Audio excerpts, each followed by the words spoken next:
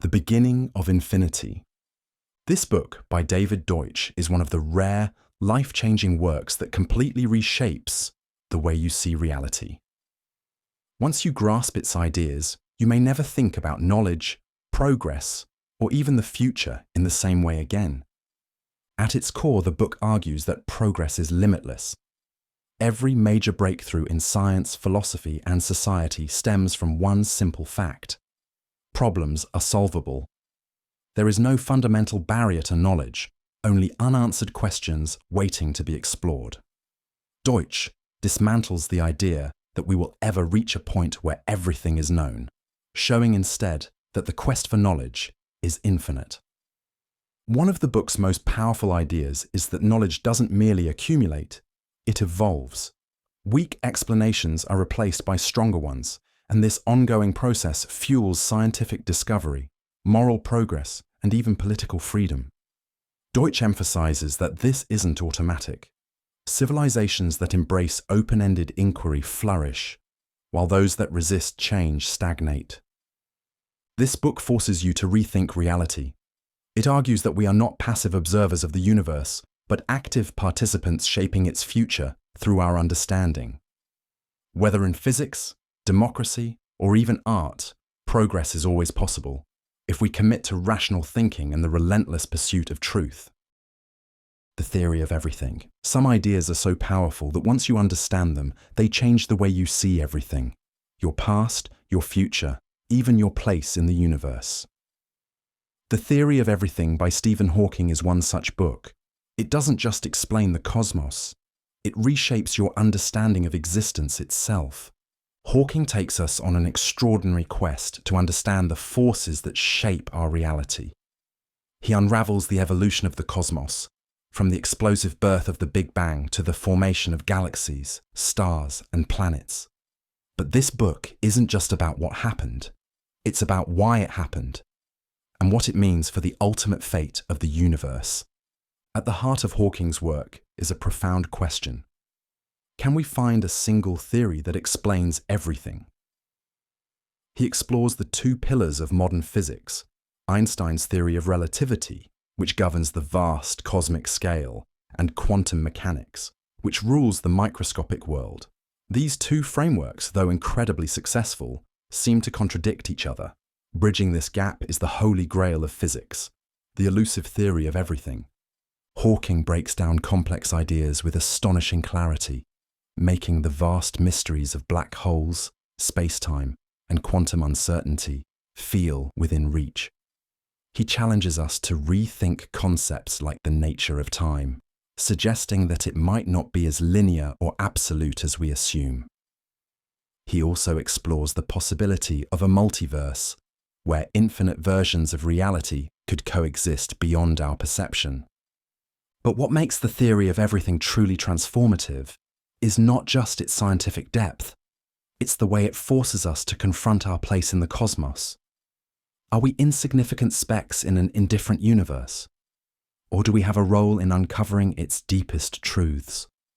Hawking's work suggests that understanding reality is not just a pursuit for scientists, it's a pursuit for all of us. Because once you grasp the grand design of the universe, the way you see your own existence will never be the same again. The Selfish Gene. Richard Dawkins's The Selfish Gene is a book that changes how you see life itself. It doesn't just explain evolution, it redefines it, shifting the focus from species and individuals to something far more fundamental: genes.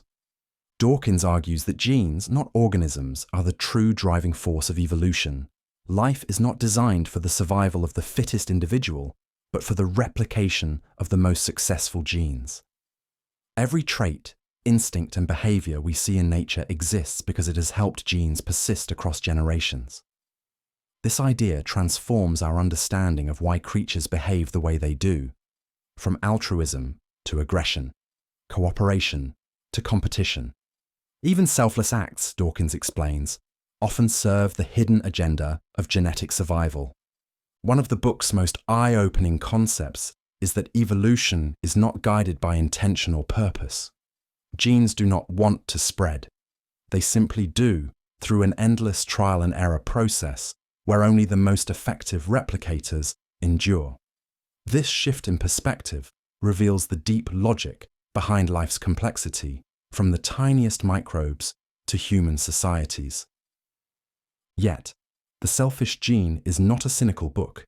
In fact, it shows that even in a world driven by genetic competition, cooperation and kindness can emerge as evolutionary strategies.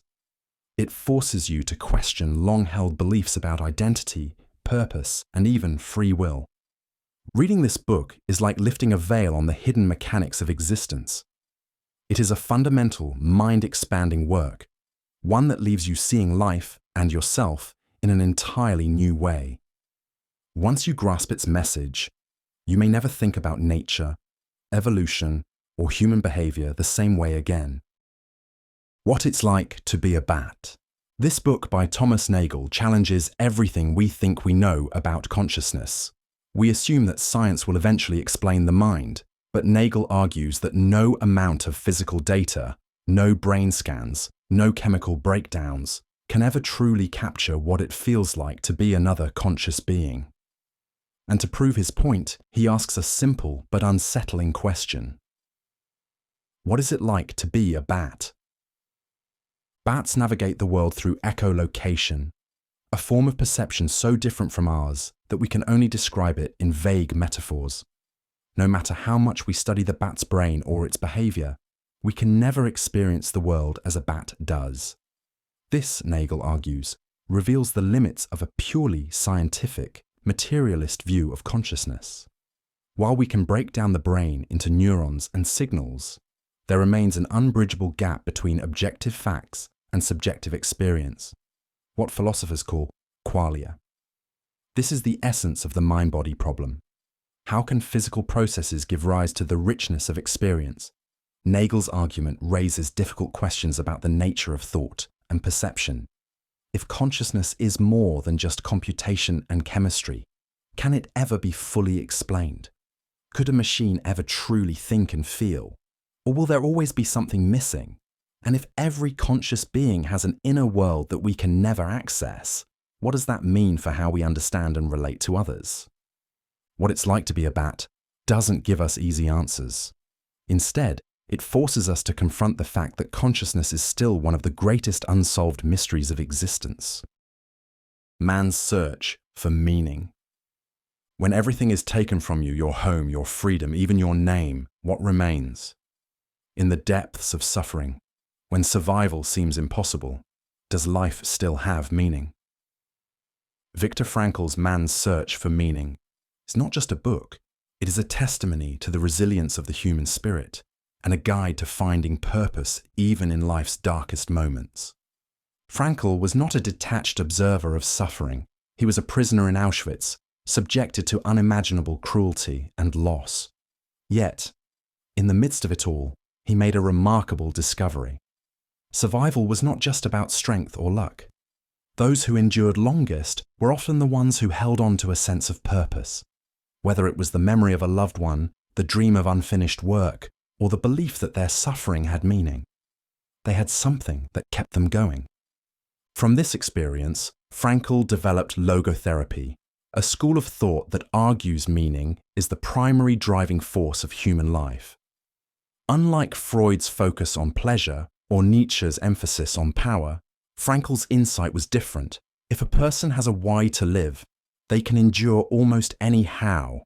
Even in the most brutal conditions, we always have one freedom left, the freedom to choose our response to suffering. This book is not comforting. It is challenging. It does not offer simple answers, nor does it promise happiness. Instead, it presents a truth that can change your life.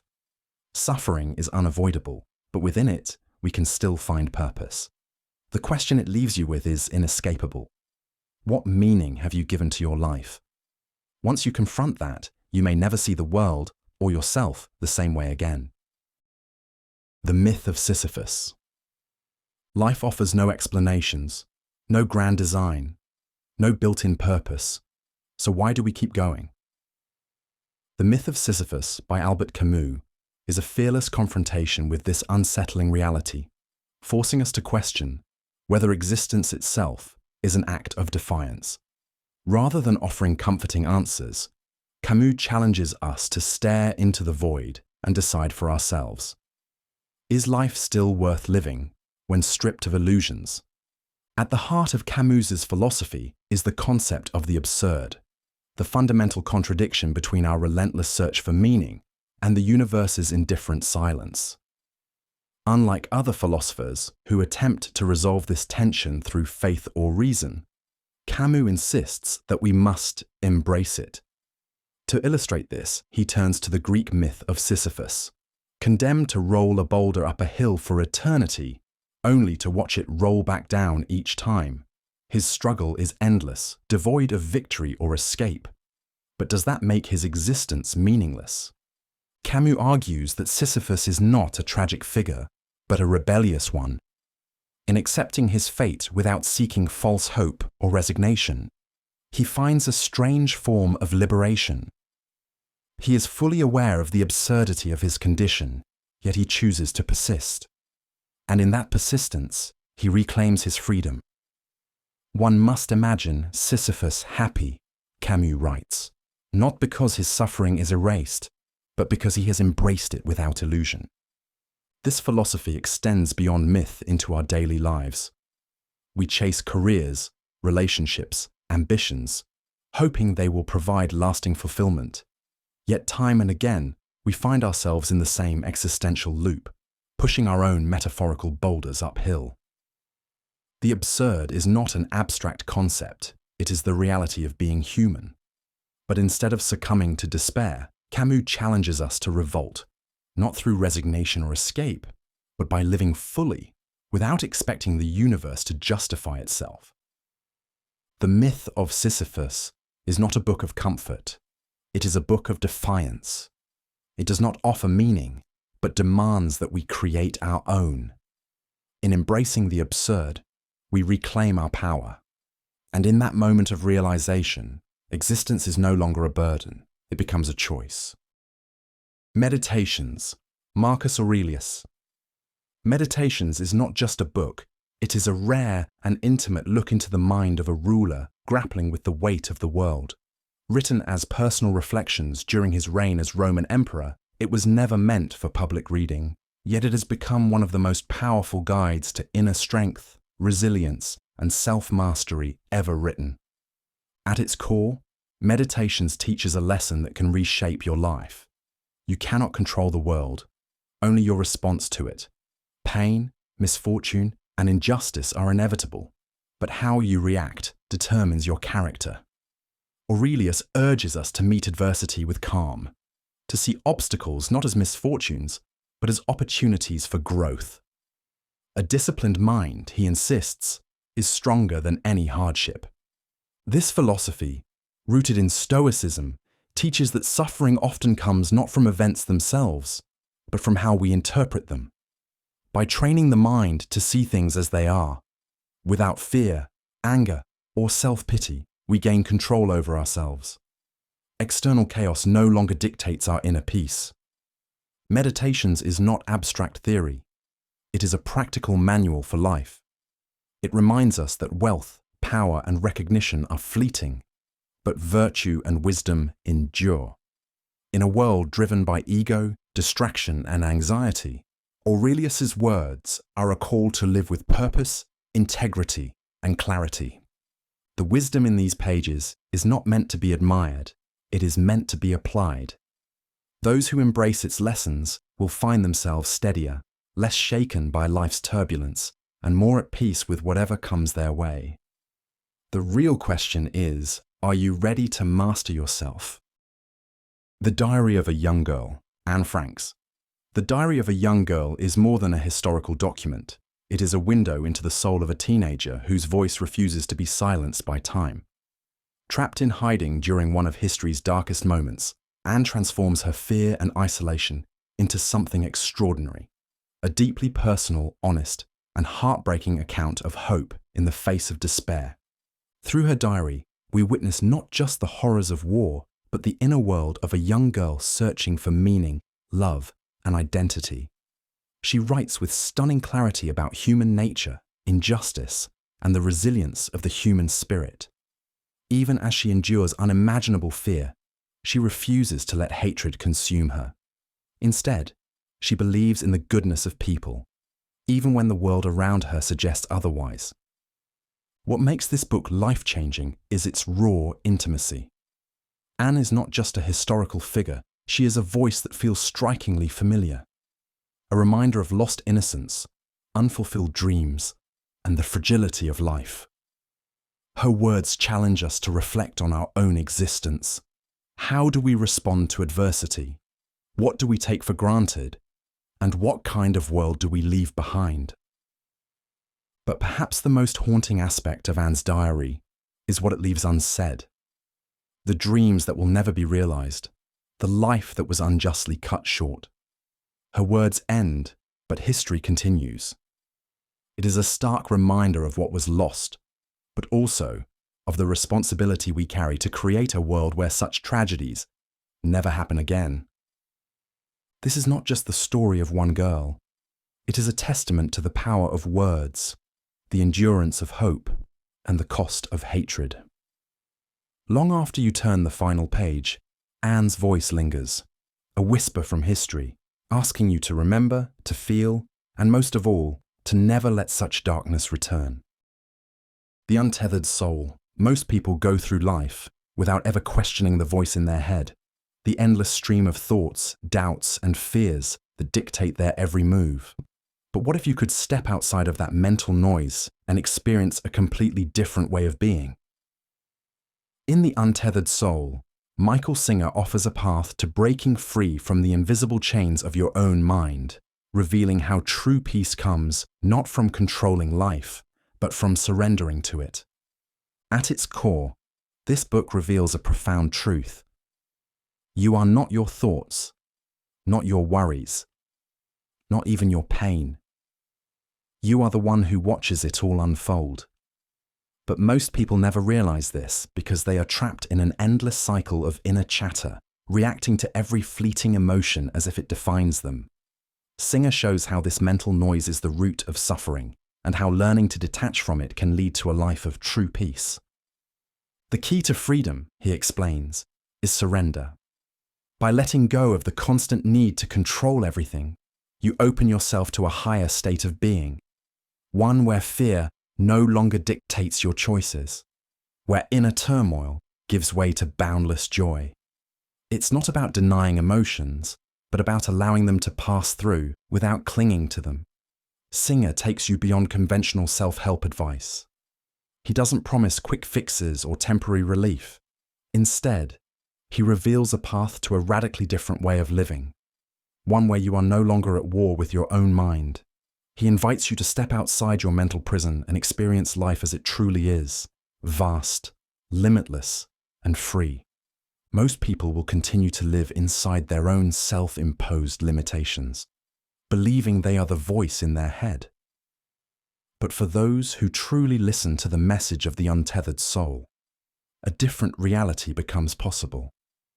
One where you are no longer trapped in the storm of your thoughts, but watching it from a place of complete stillness.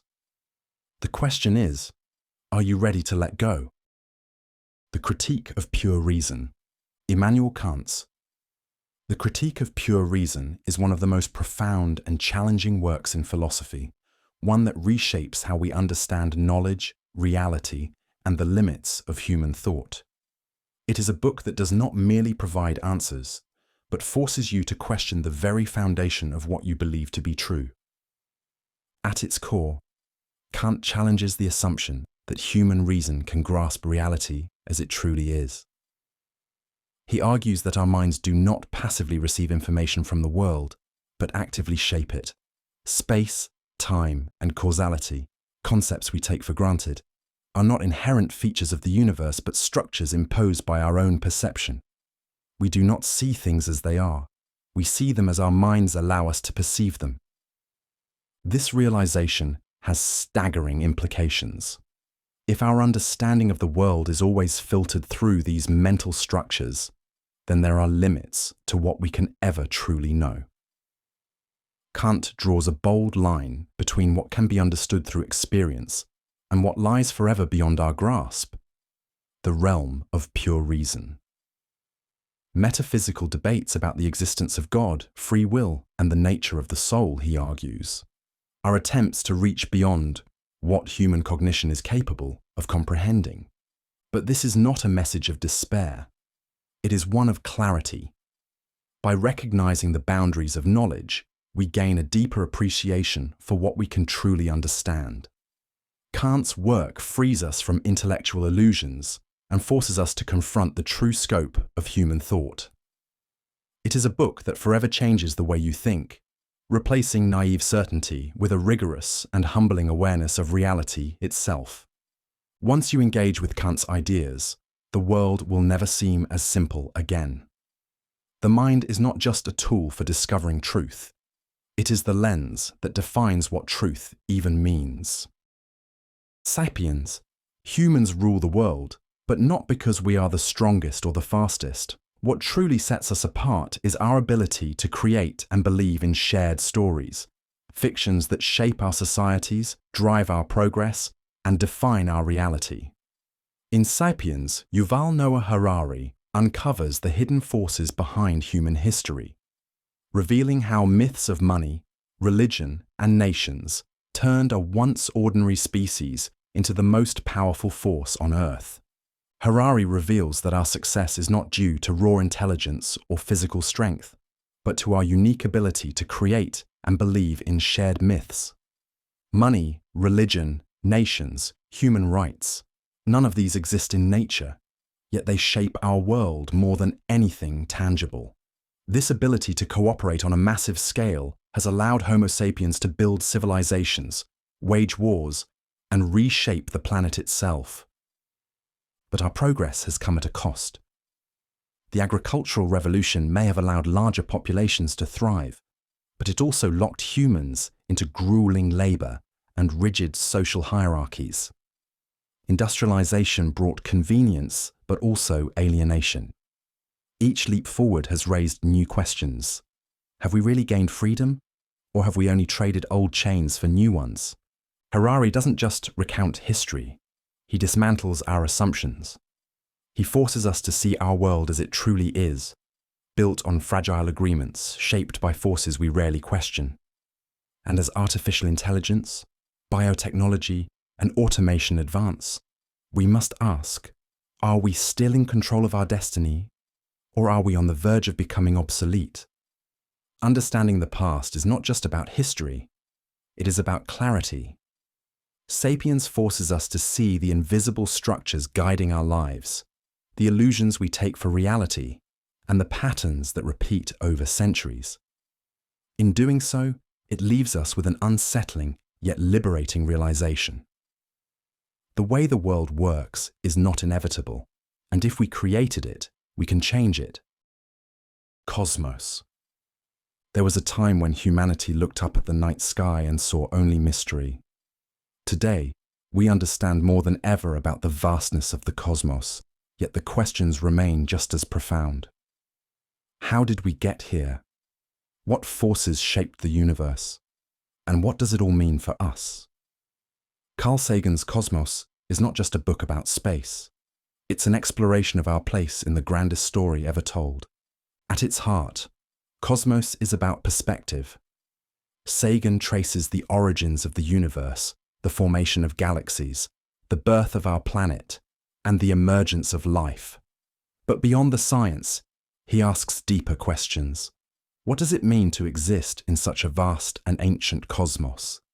How did human civilization arise from the dust of dead stars? And what will become of us as we reach toward the future? Sagan's vision is both breathtaking and unsettling.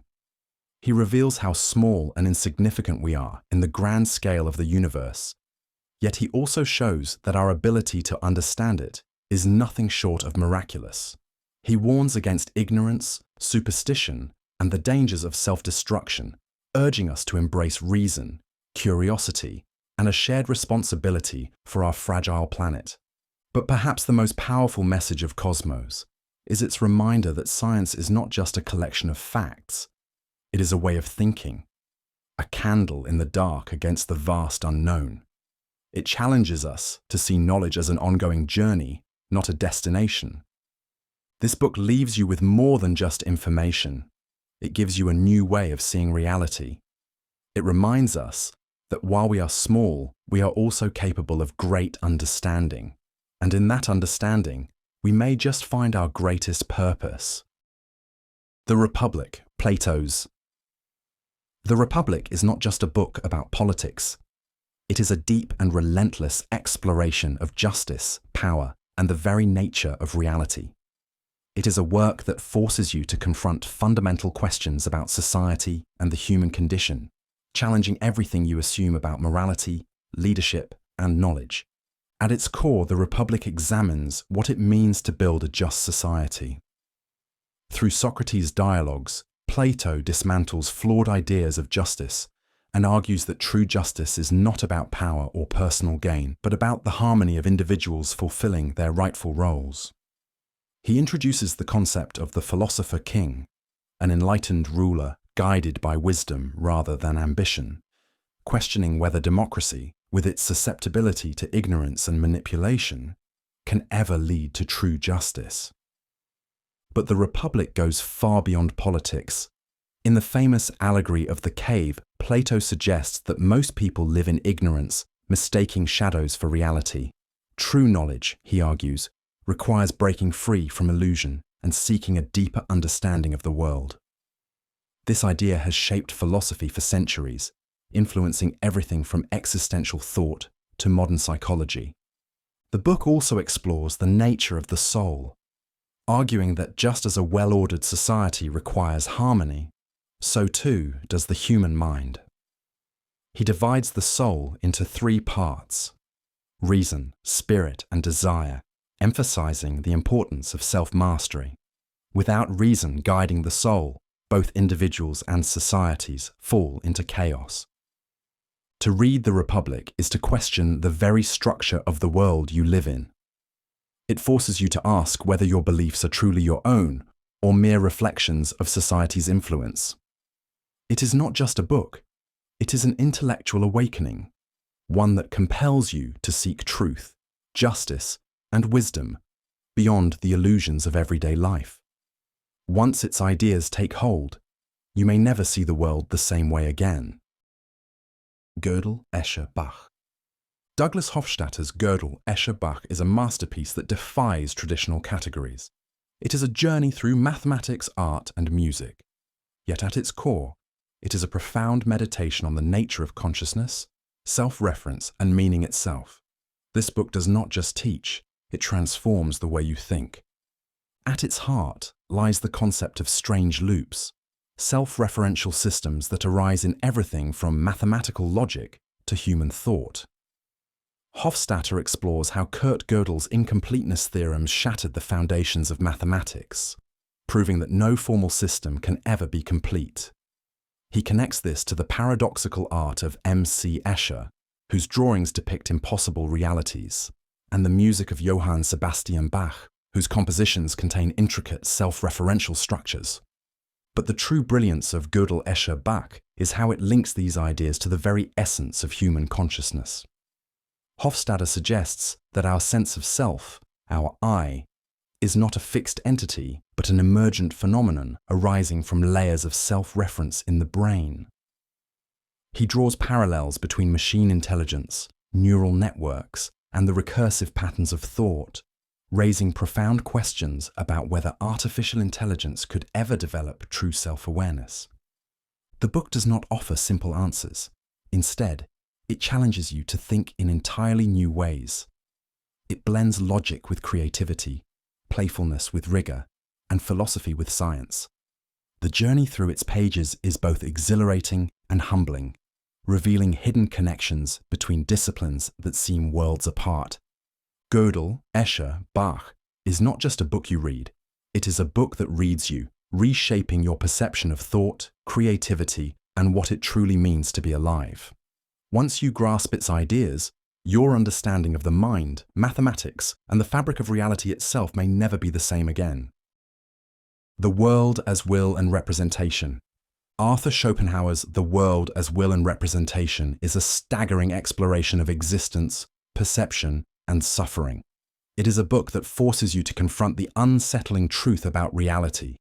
Beneath the world of appearances lies an unstoppable, blind force, the will. This primal drive, according to Schopenhauer, is the essence of all life, compelling us to chase desires that can never truly be satisfied. Every action, every ambition, every craving is merely an expression of this ceaseless force, ensuring that contentment remains forever out of reach. At the heart of this work is the idea that reality is not an objective structure, but a projection shaped by our minds.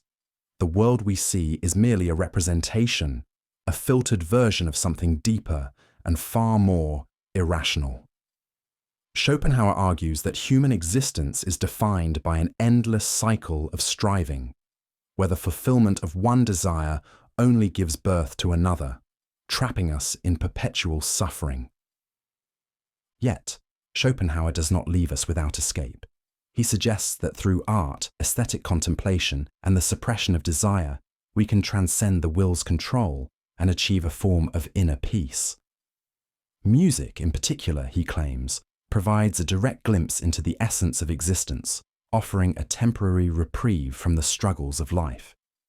He also explores themes of compassion and asceticism as paths to liberation, foreshadowing ideas found in Eastern philosophies like Buddhism. This is not a book that offers comforting illusions. It is a book that forces you to see the world for what it truly is. Schopenhauer's vision is haunting, yet strangely illuminating. To read the world as will and representation is to step beyond ordinary perception and into a radical, unsettling truth. Few books will challenge your understanding of life as profoundly as this one. The doors of perception. We think we see the world as it truly is. But what if our perception is nothing more than a dim, restricted version of reality? In The Doors of Perception, Aldous Huxley embarks on a radical exploration of human consciousness, documenting his experience with mescaline and the mind-altering revelations that followed. What he discovers is both astonishing and unsettling. Our everyday awareness is not the full picture, but a narrow sliver of something far more expansive. Huxley argues that the brain functions as a filtering system, stripping away the overwhelming depth of reality so that we can focus on survival. Psychedelics, he suggests, temporarily disrupt this filter, allowing us to perceive the world in its raw, unmediated brilliance. Ordinary objects become luminous and deeply significant. The distinction between self and surroundings begins to blur. Colours, textures, and sounds take on an almost divine intensity. For Huxley, these altered states are not hallucinations, but glimpses into a greater truth, one that art, religion, and mysticism have long sought to capture. But this book is not just about psychedelics, it is about the nature of perception itself. Huxley challenges us to reconsider the way we interpret reality, suggesting that our normal consciousness is shaped by language, habit, and cultural conditioning. If our minds operate with blinders on, what else might we be missing? The Doors of Perception is not just a memoir, it is an invitation to question the limits of the human mind. Huxley's insights are as provocative as they are transformative, urging us to see beyond the ordinary and embrace the possibility that reality is far more mysterious than we ever imagined. Once you begin to see through these doors, there is no turning back. The big picture. What if everything, your thoughts, emotions, and sense of self, is nothing more than the intricate dance of particles obeying physical laws? In The Big Picture, Sean Carroll takes us on a profound journey through science and philosophy, challenging us to rethink existence itself. This is not just a book about physics. It is an exploration of meaning, consciousness, and the very nature of reality. Carroll introduces a framework he calls poetic naturalism, the idea that while the universe is governed by strict physical laws, our experiences, values, and sense of purpose emerge naturally from its complexity. he tackles some of the deepest questions we can ask. What is reality made of? How did life arise from lifeless matter? Is consciousness merely an illusion? Through clear and compelling storytelling, Carroll weaves together quantum mechanics, thermodynamics, and evolutionary biology to show how everything we know fits into the grand structure of the cosmos. One of the book's most striking arguments is its rejection of dualism, the belief that the mind or soul exists separately from the physical world. Instead, Carroll argues that consciousness is a product of intricate material processes, making supernatural explanations unnecessary. He also explores free will, morality, and the search for meaning, showing that while the universe does not dictate purpose, we have the power to create it ourselves. Ultimately, the big picture is about more than just understanding the laws of nature. It is about what it means to be human. Carroll replaces comforting illusions with awe-inspiring truths, offering a perspective that is both humbling and empowering. For those ready to challenge their assumptions, this book will change not only how they see the universe, but how they live within it. Fooled by Randomness. Nassim Nicholas. Taleb's Fooled by Randomness is a wake-up call to anyone who believes success is solely the result of skill, intelligence, or hard work. This book dismantles our illusions of control, revealing how chance, luck, and randomness shape our lives far more than we like to admit. Taleb explores the hidden role of probability in everything, from financial markets to personal achievements. He shows how we fall for survivorship bias, mistakenly attributing success to talent while ignoring the countless others who failed under the same conditions. The world, he argues, is not as predictable as we think, and our minds are wired to see patterns where none exist. We crave explanations, weaving stories of cause and effect, even when outcomes are largely determined by randomness. This book also forces us to question the way we make decisions. Are we truly in control, or are we just reacting to randomness disguised as certainty? Taleb warns against overconfidence, reminding us that even the most sophisticated models can crumble under the weight of the unknown. He critiques the financial world's illusion of predictability, where traders and investors often mistake lucky streaks for skill, until an unforeseen event wipes them out. But Fooled by Randomness is not a pessimistic book, it's an empowering one. Once we recognize the role of chance, we can make better decisions, become more skeptical of empty predictions, and develop a mindset that thrives in uncertainty. Instead of chasing illusions of certainty, we learn to embrace probabilities, understanding that resilience and adaptability matter more than false confidence. This book is not just about probability. It's about seeing reality as it truly is. It shifts your perception of success, failure, and decision-making in ways that will permanently alter how you view the world. Behave. This book by Robert Sapolsky is an extraordinary deep dive into the science of human behavior, tackling one of the most complex questions of all. Why do we do what we do? This book unravels the intricate web of biology, psychology, and culture that shapes every decision we make, from moments of kindness to acts of violence. It dismantles the illusion that we act in isolation, showing instead that every choice we make is the culmination of influences stretching back seconds, years, and even millennia. Sapolsky takes us on a journey through time, starting with the milliseconds before an action occurs, how neurons fire, how hormones surge, before stepping back to explore the deeper roots of behavior. What happened in the preceding hours to shape our emotions? How did childhood experiences wire our responses? And how did evolutionary pressures millions of years ago craft the instincts we take for granted? He reveals how genetics and environment intertwine, breaking down the simplistic debate of nature versus nurture. Instead, he paints a picture of human nature that is complex, unpredictable, and deeply interconnected. But Behave isn't just about science, it's about understanding ourselves on a deeper level. By exploring the hidden forces behind morality, prejudice, and aggression, Sapolsky forces us to reconsider concepts like blame and free will. Are we truly in control, Or are we just the sum of countless biological and environmental influences? And if so, what does that mean for ethics, justice, and how we treat one another? This book doesn't just explain human nature, it challenges you to rethink it. By the time you finish, you won't see yourself, or others, the same way again. Behave doesn't just inform, it transforms the way you perceive human actions, leaving you with a newfound awareness of the invisible forces shaping every aspect of life. How to create a mind. Intelligence is humanity's defining trait, yet we barely understand how it works. What if we could not only unravel its mysteries but also replicate it?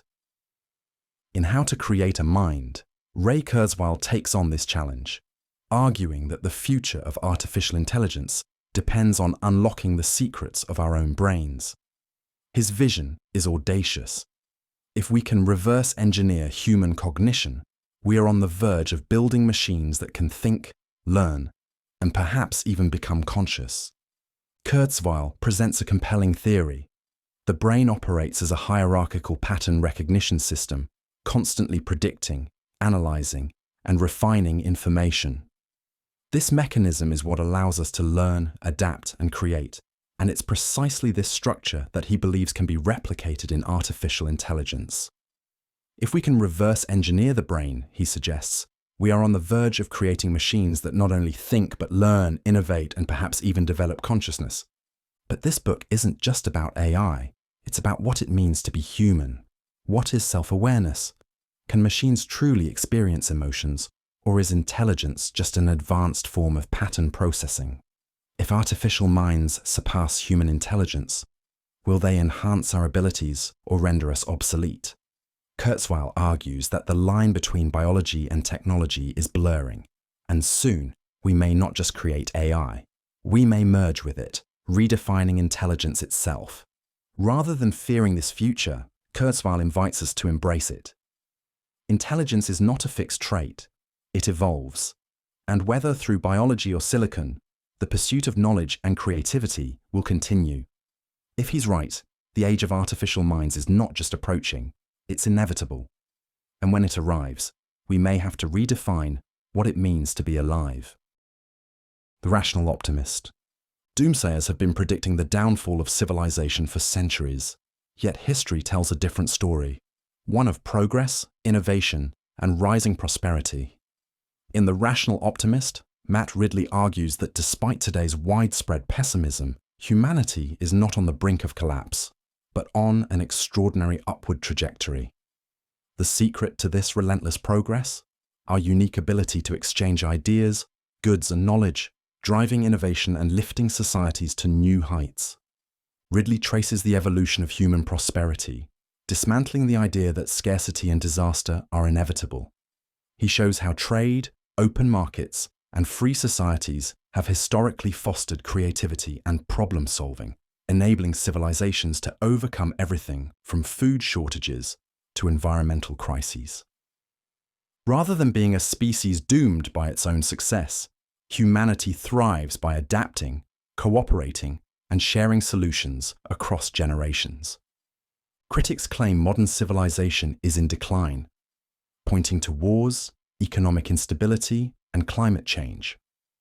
But Ridley counters that these challenges, like those before them, are surmountable. From advances in medicine to improvements in global living standards, the evidence suggests that human well-being is at an all-time high. The world is far from perfect, but data, not fear, reveals a clear trend of progress. More than just a defense of optimism, The Rational Optimist is a call to rethink how we view the future. Are we trapped in a cycle of negativity, blind to the steady march of progress? By questioning the apocalyptic narratives that dominate headlines, Ridley challenges us to see the world not as it is feared to be, but as it truly is, a place of extraordinary potential and continuous growth. The Fabric of Reality. Reality is not what it seems. In The Fabric of Reality, David Deutsch offers a bold new way of understanding the universe, one that fuses quantum physics, evolution, computation, and epistemology into a single, unified framework. He argues that these disciplines are not isolated but are deeply interconnected. forming the foundation of everything we know and everything we have yet to discover. At the core of the book is a revolutionary idea. Knowledge creation is the driving force of progress. Deutsch contends that human advancement isn't random. It is the result of our ability to generate better explanations, refine them, and expand our understanding. This principle doesn't just apply to science. It underpins technology, civilization, and even the survival of our species. Perhaps the most mind-bending concept Deutsch defends is the many worlds interpretation of quantum mechanics. He argues that parallel universes are not just theoretical speculation, but an inevitable consequence of quantum theory. Every decision, every event, and every possibility unfolds across an infinite number of realities. This challenges everything we think we know about existence, consciousness, and the very nature of choice. But The Fabric of Reality isn't just a book about physics. It's an intellectual upheaval. It forces us to rethink what it means to understand anything at all. Deutsch doesn't just describe the universe. He invites us to participate in the ongoing quest to explain it. By the time you finish, you may no longer see knowledge as a mere tool, but as the fundamental force shaping reality itself. Thus Spoke Zarathustra. Friedrich Nietzsche's Thus Spoke Zarathustra is not just a book. It is a challenge, a confrontation with everything you believe about morality, purpose, and the future of humanity. Written in a poetic and prophetic style, it delivers Nietzsche's most powerful ideas, forcing the reader to wrestle with uncomfortable truths and profound possibilities. The book follows Zarathustra, a solitary thinker who returns from the mountains to share a radical message with mankind.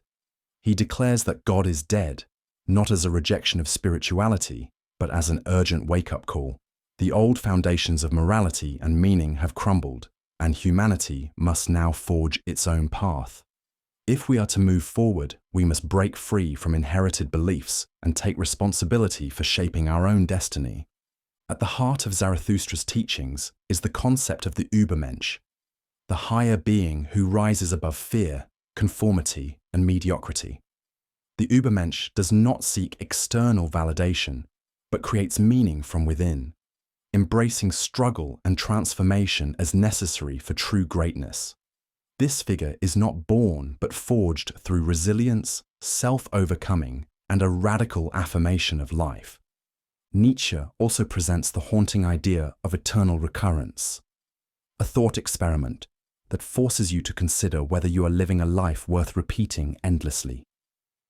If every moment, every choice, had to be relived forever, would you welcome that fate or be horrified by it?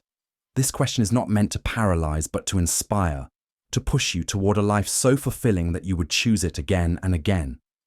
This is not a book that leaves you unchanged. It is a challenge to rise above complacency, to create meaning in a world without guarantees, and to step boldly into the role of architect of your own existence. The problems of philosophy. How do we know anything at all? Can we trust our senses? Or is reality something far different from what it appears to be? In The Problems of Philosophy, Bertrand Russell dissects these fundamental questions, guiding us through the uncertainties that underpin human knowledge. This is not just a book about philosophy. It's an invitation to rethink the very nature of truth, perception, and understanding. Russell begins with skepticism, asking whether we can ever be certain of anything. Our senses tell us that a table is solid, but physics reveals it is mostly empty space. A stick in water appears bent, yet we know it remains straight. If our perceptions can mislead us so easily, how can we be sure of anything? Through clear and engaging reasoning, Russell explores the distinction between appearance and reality, the nature of matter, and the limits of empirical knowledge. He then turns to logic and abstract thought, showing how philosophy helps us move beyond sensory experience to grasp deeper truths. Drawing from great thinkers like Descartes, Hume, and Kant, he unpacks the nature of belief, the foundations of reasoning, and the ways we construct knowledge itself. Yet The Problems of Philosophy is not an argument for despair. It is a defense of intellectual curiosity. Russell shows that while absolute certainty may be unattainable, the search for truth is what drives human progress. Philosophy, he argues, does not give us final answers, but teaches us how to think critically, embrace uncertainty, and appreciate the beauty of unanswered questions. This book is an essential guide for anyone seeking to sharpen their mind and challenge their assumptions about reality. The Conspiracy Against the Human Race. Most books try to comfort you, to assure you that life has meaning. Thomas Ligotti's The Conspiracy Against the Human Race does the opposite. It stares directly into the void and dares you to do the same. This is not just a book. It is a bleak but unflinching meditation on the horror of consciousness itself. Ligotti argues that self-awareness is not a gift, but a cruel mistake of evolution. Unlike other creatures that live without questioning their existence, humans are burdened with the knowledge of their own mortality, the futility of their struggles, and the inescapable nature of suffering. We are, in his view, puppets who have become aware of our own strings, trapped in a reality that offers no inherent purpose, only the illusion of meaning to keep us going. Drawing from the philosophy of Arthur Schopenhauer, the cosmic horror of H.P. Lovecraft, and the darkest corners of literature, Ligotti dismantles the comforting narratives that shield us from despair. He suggests that optimism is not wisdom but a biological trick, a delusion that keeps us from seeing the world for what it truly is: indifferent, empty, and grotesquely absurd. But this book is not about nihilism for its own sake. It is a challenge, an invitation to strip away illusions and confront reality as it is. Whether you reject Ligotti's conclusions or find them disturbingly resonant, one thing is certain: once you have read The Conspiracy Against the Human Race, you cannot unread it. When breath becomes air. At what point does a life stop being about the future and start being about the present? When Breath Becomes Air is the devastating yet profoundly illuminating memoir of Paul Kalanithi, a neurosurgeon whose promising career is abruptly cut short by terminal lung cancer. One day, he is the doctor saving lives. The next, he is the patient fighting to hold on to his own. Faced with the knowledge that his time is running out, Kalanithi embarks on a journey not just to understand death, but to redefine what it means to truly live. With a sharp, philosophical mind and the heart of a poet, Kalanithi reflects on the nature of mortality, the pursuit of meaning, and the intersection of science and the human spirit. As he transitions from healer to patient, he grapples with impossible questions. If life is short, what makes it worth living? How do we measure a meaningful existence? These reflections, drawn from his experiences in medicine, literature, and his own suffering, create a deeply personal, yet universally resonant meditation on life's fragility. But this book is not just about dying, it's about embracing the time we have. Even as his body fails him, Kalanithi chooses to keep moving forward, returning to work, writing, becoming a father. His words remind us that meaning is not found in how long we live, but in how deeply we engage with life.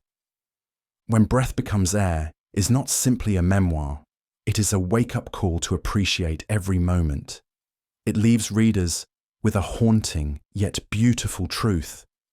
In the face of death, we can either surrender or choose to live with purpose until our final breath.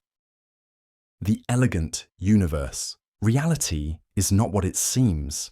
Beneath the familiar world of stars, atoms, and forces lies a hidden framework, so bizarre, it defies common sense.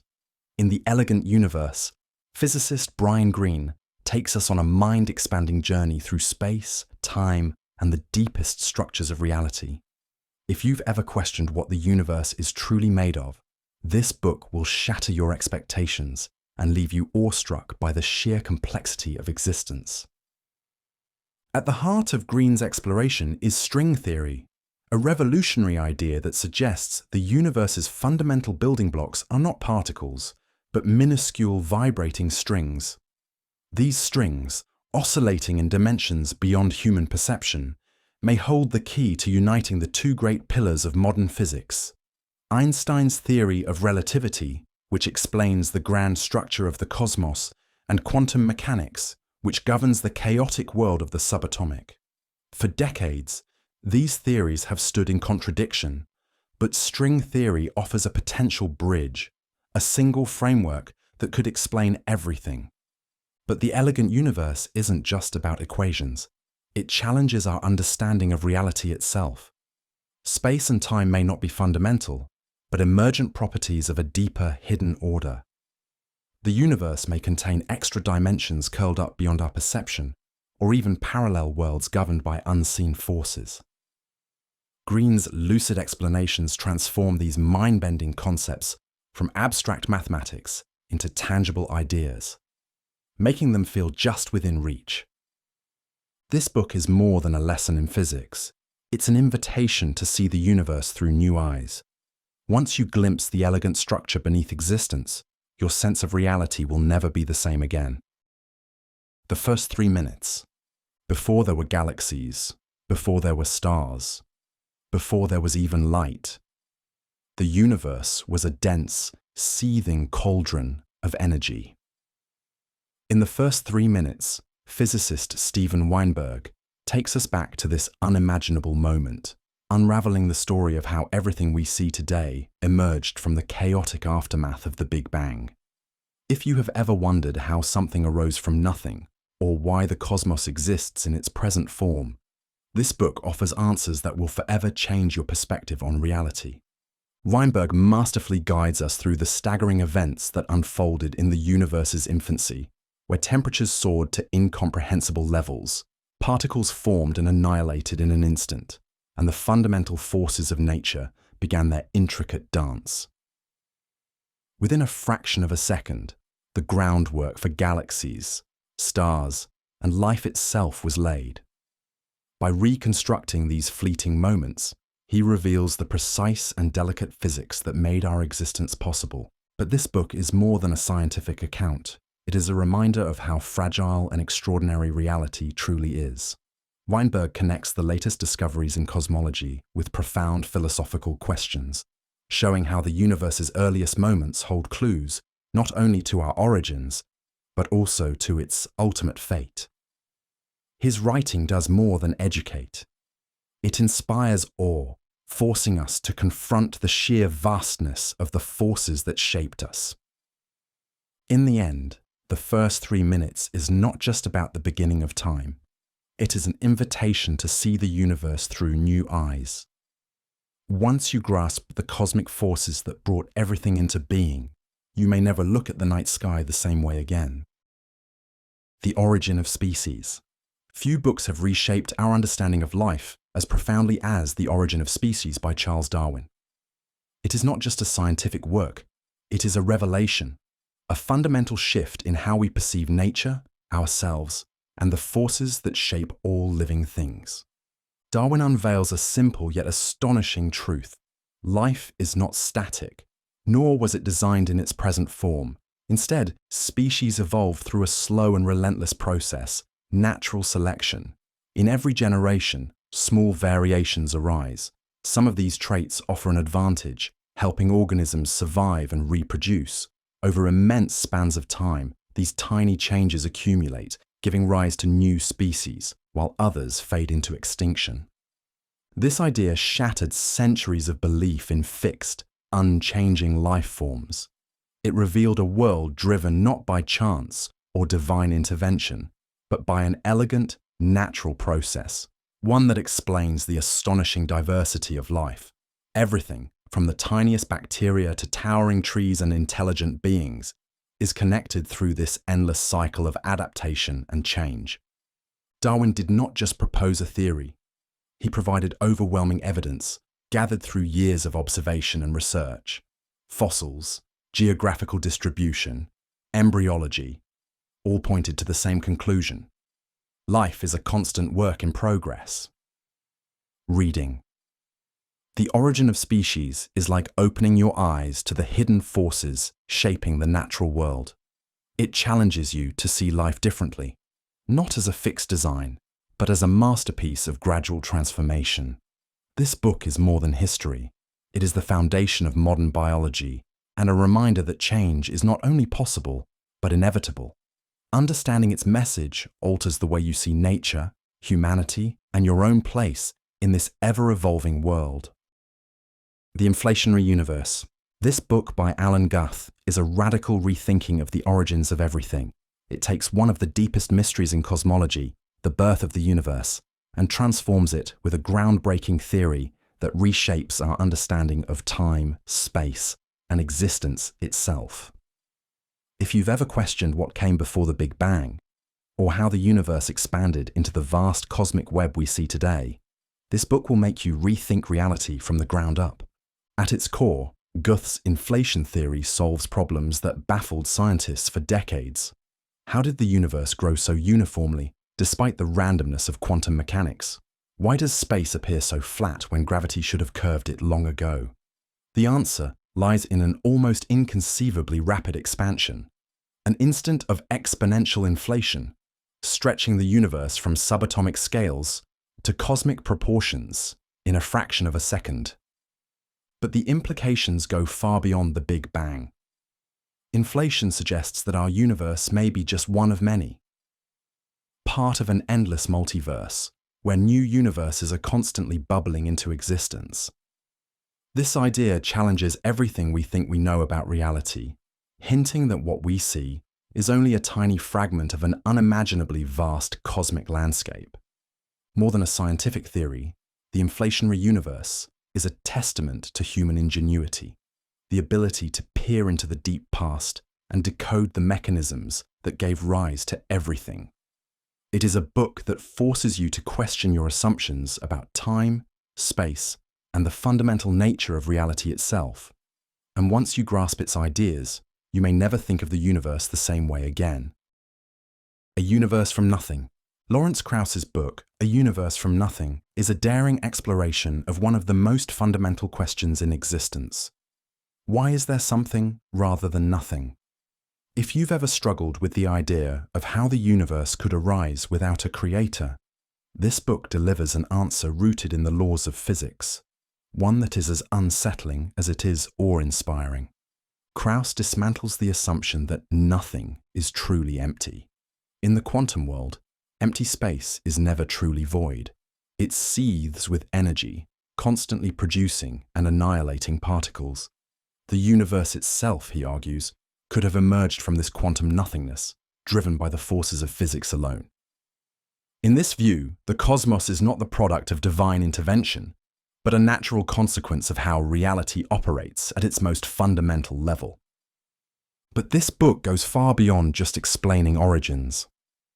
Krauss takes us through the stunning discoveries of modern cosmology, the accelerating expansion of the universe, the nature of dark energy, and the ultimate fate of everything. He paints a picture of a cosmos that is not only stranger than we imagine, but stranger than we can imagine. This is not just a book about science, it is a book about shifting perspectives. It challenges our deepest assumptions about existence and forces us to confront a reality where the universe requires no external cause, where something can and does emerge from nothing. And once you absorb these ideas, the very concept of existence will never feel the same again. What is life? Erwin Schrödinger's What is Life? Is a daring attempt to bridge physics and biology, seeking to answer one of the most profound questions of existence: what makes life different from inanimate matter? In this small yet monumental work, Schrödinger lays the groundwork for modern molecular biology, forever changing our understanding of life itself. At the heart of the book is the idea that life operates within the laws of physics, yet defies the chaotic tendencies of the universe. Schrödinger introduces the concept of negative entropy, explaining how living organisms maintain order by extracting energy from their surroundings. This insight would later influence the discovery of DNA's structure, providing a theoretical foundation for the genetic code. But what is life? Goes beyond biology. Schrödinger questions whether life's essence can be reduced to mere physical and chemical interactions, or if something deeper is at play. He explores the implications of quantum mechanics in biological processes, an idea that remains controversial, yet continues to inspire research in fields like quantum biology, artificial intelligence, and consciousness studies. The book also challenges our understanding of free will and determinism. If the molecules within us obey strict physical laws, where does human agency fit in? Is life simply an inevitable outcome of physics, or is there something irreducible about living systems? Schrödinger's ideas push the boundaries of what we consider possible, daring us to look at life from an entirely new perspective. This is not just a book about science, it is a philosophical challenge. It forces you to confront the very nature of existence and question whether life is simply a complex arrangement of molecules or something more profound. What is life? Does not hand you answers. It dares you to think beyond the boundaries of conventional wisdom. Once its ideas take hold, they linger, reshaping the way you perceive not only biology, but the very fabric of reality. Being and time. Most people move through life without ever truly questioning what it means to exist. But what if everything you take for granted, your sense of self, your understanding of time, your relationship with the world, was built on assumptions you've never examined? In Being and Time, Martin Heidegger dismantles our everyday understanding of existence, forcing us to confront the deepest and most unsettling question of all. What does it mean to be? This book is not just philosophy. It's an intellectual earthquake, shaking the very foundations of how we understand reality and ourselves. Heidegger introduces the concept of Dasein, the unique mode of being that defines human existence. Unlike objects that simply exist, humans are aware of their existence, constantly interpreting their place in the world. He argues that we are not isolated minds observing reality from a distance, but beings fundamentally shaped by our experiences, culture, and relationships. At the heart of his analysis is time. Our past shapes our present, and our awareness of death casts a shadow over everything we do. Heidegger challenges us to stop living inauthentically, conforming to societal expectations, and instead embrace the finite nature of life with full awareness. This book is dense, complex, and often frustrating, but its impact is undeniable. Heidegger's insights have influenced existentialism, psychology, literature, and even artificial intelligence. He forces us to ask, are we truly living, or just passing time? Being and Time does not offer easy answers, but it will leave you with a deeper, more profound awareness of your own existence. After reading it, even the simplest moments, walking through a city, watching the sunset, take on a new, almost sacred significance. Life is fleeting, and Heidegger urges you to wake up before it's too late. The pleasure of finding things out. The greatest joy in life might not be in knowing, but in discovering. The Pleasure of Finding Things Out is a brilliant collection of reflections by Richard Feynman, a physicist whose boundless curiosity and deep love for learning made him one of the most extraordinary thinkers of the 20th century. More than just a book on science, this work is a passionate defense of intellectual honesty, critical thinking, and the relentless pursuit of truth. It is an invitation to see the world through the eyes of a man who never stopped questioning, never stopped wondering, and never stopped delighting in the mysteries of the universe. Feynman's essays and interviews span a wide range of topics: science, education, philosophy, and even the art of problem solving. He reveals how true scientific thinking is not about memorizing facts, but about learning how to ask the right questions. With characteristic wit and clarity, he dismantles common misconceptions, explains the beauty of scientific inquiry, and highlights the dangers of dogma and blind faith. His insights extend beyond physics, touching on the importance of doubt, the necessity of failure, and the sheer joy of uncovering how things work. Whether he is discussing the atomic bomb, the Challenger disaster, or his own adventures in safe-cracking and bongo playing, Feynman's infectious enthusiasm makes every idea come alive. At its core, this book is about the thrill of discovery, the sheer, uncontainable excitement of understanding something new. Feynman reminds us that curiosity is not just for scientists. It is a way of life, a mindset that keeps the world endlessly fascinating. Reading this book is not just an intellectual exercise, it is an awakening, a reminder that the universe is filled with wonder, waiting to be explored by those bold enough to ask, why? Guns, germs, and steel. Why did some civilizations rise to global dominance while others remained marginalized? In Guns, Germs, and Steel, Jared Diamond dismantles the notion that history unfolded the way it did because of inherent differences in intelligence or ability between peoples. Instead, he reveals a deeper, more unsettling truth. Geography, environment, and chance shaped the fate of civilizations. Diamond traces how access to domesticable plants and animals allowed some societies to develop agriculture early, freeing them from the limitations of hunting and gathering. This surplus of food led to the rise of complex societies, technological innovation, and written language, advantages that would later allow certain civilizations to dominate others. But the most unexpected force of conquest wasn't just weapons or strategy, it was disease. Societies with long histories of farming lived in close proximity to domesticated animals, inadvertently developing immunity to deadly pathogens. When European explorers set sail, they unknowingly carried diseases like smallpox and measles, devastating indigenous populations who had no immunity. This book forces us to rethink the forces behind historical power imbalances. It challenges the idea that success is purely a product of intelligence or hard work, revealing how deep-rooted environmental factors played a decisive role in shaping the modern world. It also raises pressing questions about inequality today. How much of our present reality is shaped by the past in ways we rarely consider? Guns, Germs, and Steel is more than just history. It's a revelation. It forces you to confront the hidden structures that have shaped civilization, changing the way you see the world forever. Our Mathematical Universe. This Max Tegmark's book presents a radical and astonishing idea. Reality itself is not just described by mathematics, it is mathematics. This is not just a book about numbers and equations, it is a deep exploration of the nature of existence, consciousness, and the ultimate structure of reality.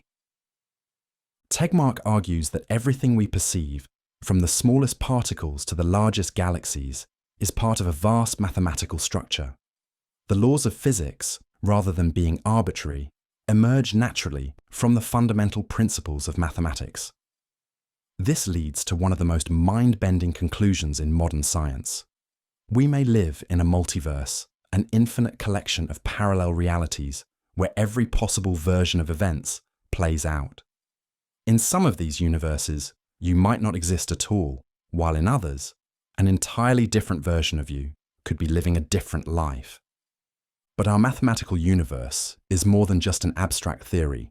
It forces us to reconsider what it means to be conscious beings in a seemingly cold mathematical world. If reality is pure mathematics, then what is free will? What is meaning? Are we simply patterns within an eternal, unchanging equation? The implications of this idea stretch beyond physics, touching on philosophy, identity, and the very foundations of what we call reality.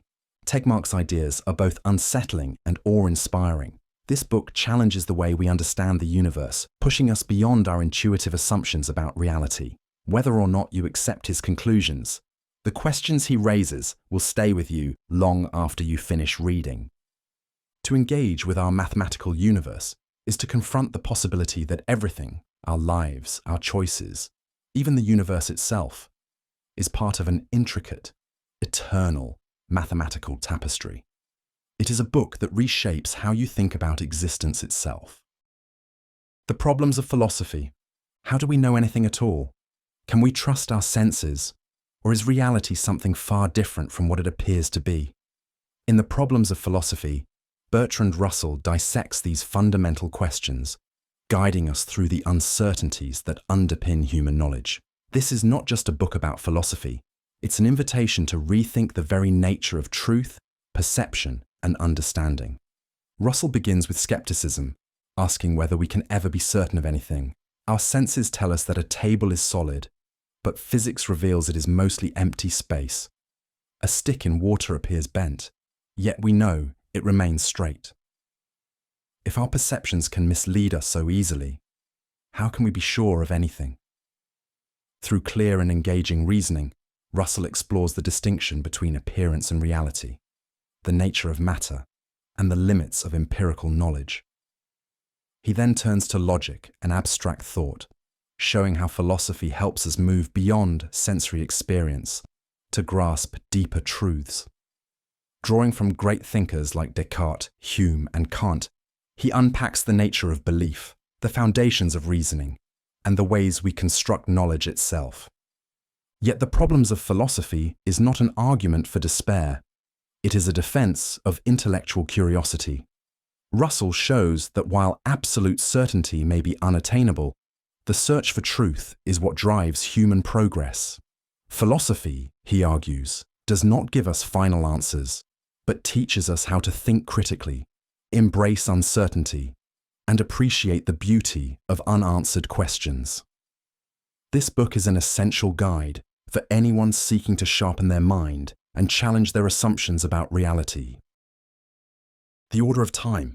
Time feels like the one constant in our lives, unstoppable, universal, and absolute. But what if everything we believe about time is wrong? In The Order of Time, physicist Carlo Rovelli dismantles our deepest assumptions about time's nature, revealing a reality far stranger than we ever imagined. Rovelli takes us on a journey through Einstein's relativity and quantum mechanics, showing that time is not a rigid flow, but a shifting, fluid entity. A clock on a mountain runs faster than one in a valley. The distinction between past and future begins to blur. And at the most fundamental level of physics, time may not even exist in the way we experience it. But this book is not just about science. It's about how these discoveries reshape our understanding of existence. If time is not an absolute force, what does that mean for our memories, our choices, and the meaning we assign to our lives? Rovelli argues that time is not something external. It's something we create, a way of making sense of an ever-changing universe. Reading The Order of Time is like stepping outside the framework of reality itself. It challenges you to rethink not just time, but the way you experience every moment of your life. And once you grasp its revelations, the world and your place in it will never look the same again. Complexity. The world around us is bursting with complexity.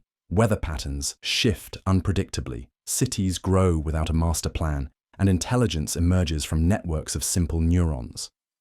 But what if all of this intricate order arises from the same underlying principles? Melanie Mitchell's Complexity reveals the hidden laws that govern the most sophisticated systems in nature, technology, and human society. At its core, complexity science challenges the traditional, reductionist way of understanding reality. Instead of breaking things down into isolated parts, it looks at how patterns, self-organization, and adaptation emerge when simple elements interact. Ant colonies, immune systems, financial markets, none are centrally controlled, yet all display intelligence and resilience far beyond their individual components.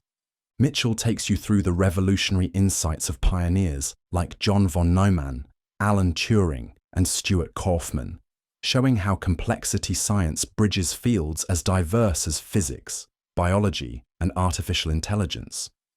She explores the mathematics of chaos, the power of networks, and the eerie parallels between evolution and machine learning, revealing that the principles of complexity might hold the key to unlocking artificial consciousness itself. But the real impact of this book lies in how it shifts your perception of the world. It forces you to rethink how change happens, not through top-down design, but through emergence, adaptation, and feedback loops shaping everything from civilizations to the human mind. In the end, complexity is more than just a scientific exploration. It's a new way of seeing reality. Once you grasp its ideas, you begin to notice the unseen connections in everything, from the smallest cell to the largest economy. And with that realization, the world never looks the same again. Consciousness explained. What if everything you think you know about consciousness is wrong? What if your sense of self, the inner voice narrating your life, the unified experience of being you, is nothing more than a grand illusion? In Consciousness Explained, philosopher and cognitive scientist Daniel Dennett challenges our deepest assumptions about the mind, dismantling traditional theories and replacing them with a radically new understanding of human consciousness. This is not just another book on the mind. It's an intellectual revolution that redefines what it means to be aware, to think, and to experience reality. At the heart of Dennett's argument is the idea that consciousness is not a single, centralized entity, but a complex, decentralized process.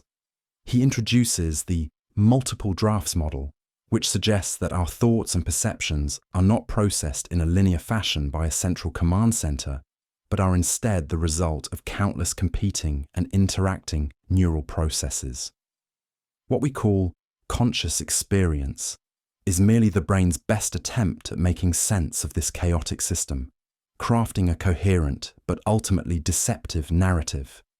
There is no Cartesian theatre where everything comes together, just a continuous stream of interpretations, none of which is privileged as the definitive reality.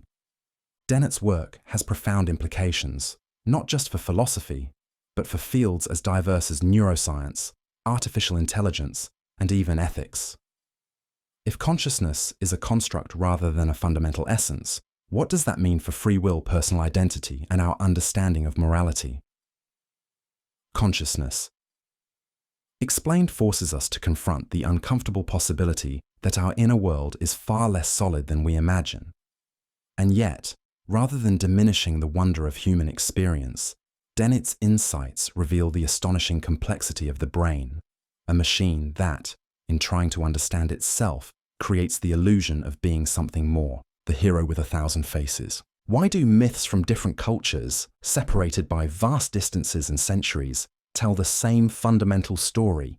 The Hero with 1,000 Faces by Joseph Campbell reveals that at the heart of every great myth, legend, and even modern storytelling lies a single structure: the hero's journey.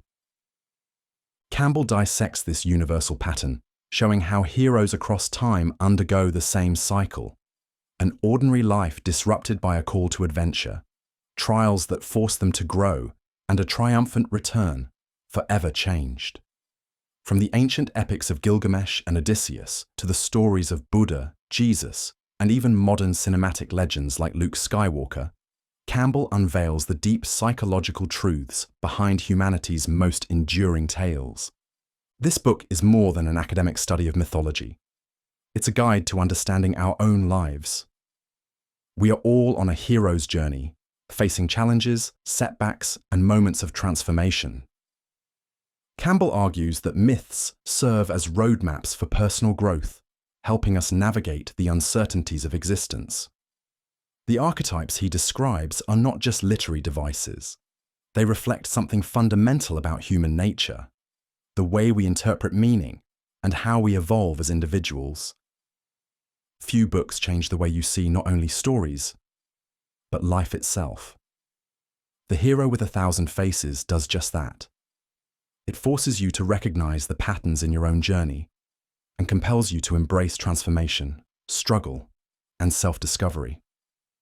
Once you see the world through Campbell's lens, you'll never look at myths, movies, or even your own experiences the same way again. The man who mistook his wife for a hat. What happens when the mind no longer perceives reality as it should?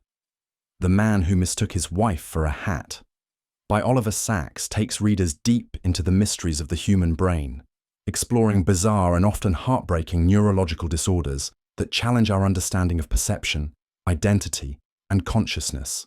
Through a series of real patient cases, Sachs reveals how damage to the brain can distort memory, strip away fundamental aspects of personality, and even alter the way a person experiences the world. The title itself refers to a man who, due to a rare neurological condition, could no longer recognize faces and objects correctly, mistaking his wife for a hat. But this is just one of many astonishing stories. There is a man who can no longer form new memories, a woman who suddenly loses all sense of her own body, and patients whose minds are trapped in perpetual repetition, reliving the same moments again and again. Sachs presents these cases not as medical curiosities, but as profound lessons on what it means to be human. Each disorder reveals the brain's astonishing complexity, and more importantly, how our sense of self is deeply tied to its intricate workings. Yet, for all the tragedy found in these cases, there is also resilience. Sachs does not merely document neurological failures. He celebrates the human spirit's ability to adapt. Some patients find ways to navigate their strange conditions, proving that identity is more than just neural pathways. It is something that persists, even when the brain betrays us. This book forces readers to question the nature of reality, the fragility of the mind, and the very foundations of selfhood. It is not just a collection of medical mysteries. It is an exploration of what makes us who we are. Quantum Enigma. What if reality isn't as solid as it seems? Quantum Enigma by Bruce Rosenblum and Fred Kuttner takes you to the heart of one of the greatest mysteries in science, the bizarre, mind-bending nature of quantum mechanics. More than just equations and experiments, this book forces you to confront a truth that defies common sense. The mere act of observation alters reality itself. At the core of this enigma lies the famous double-slit experiment in which particles behave like waves when unobserved but like solid objects when measured.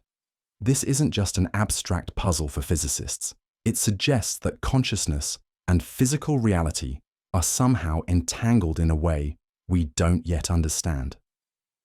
Could the mind play a fundamental role in shaping the universe? That's the disturbing, exhilarating possibility that Quantum Enigma dares to explore. The authors, both physicists, present the science in a clear, compelling way, while refusing to brush aside the deeper implications. If quantum mechanics governs everything at the smallest level, does it hint at something deeper about human consciousness? Does it challenge the idea of an objective reality?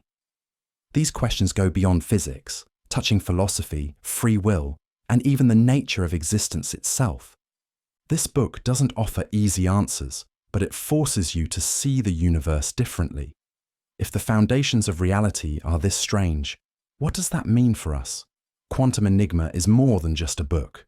It's an invitation to step beyond the limits of ordinary thinking and embrace the true, unsettling nature of the cosmos. The body keeps the score.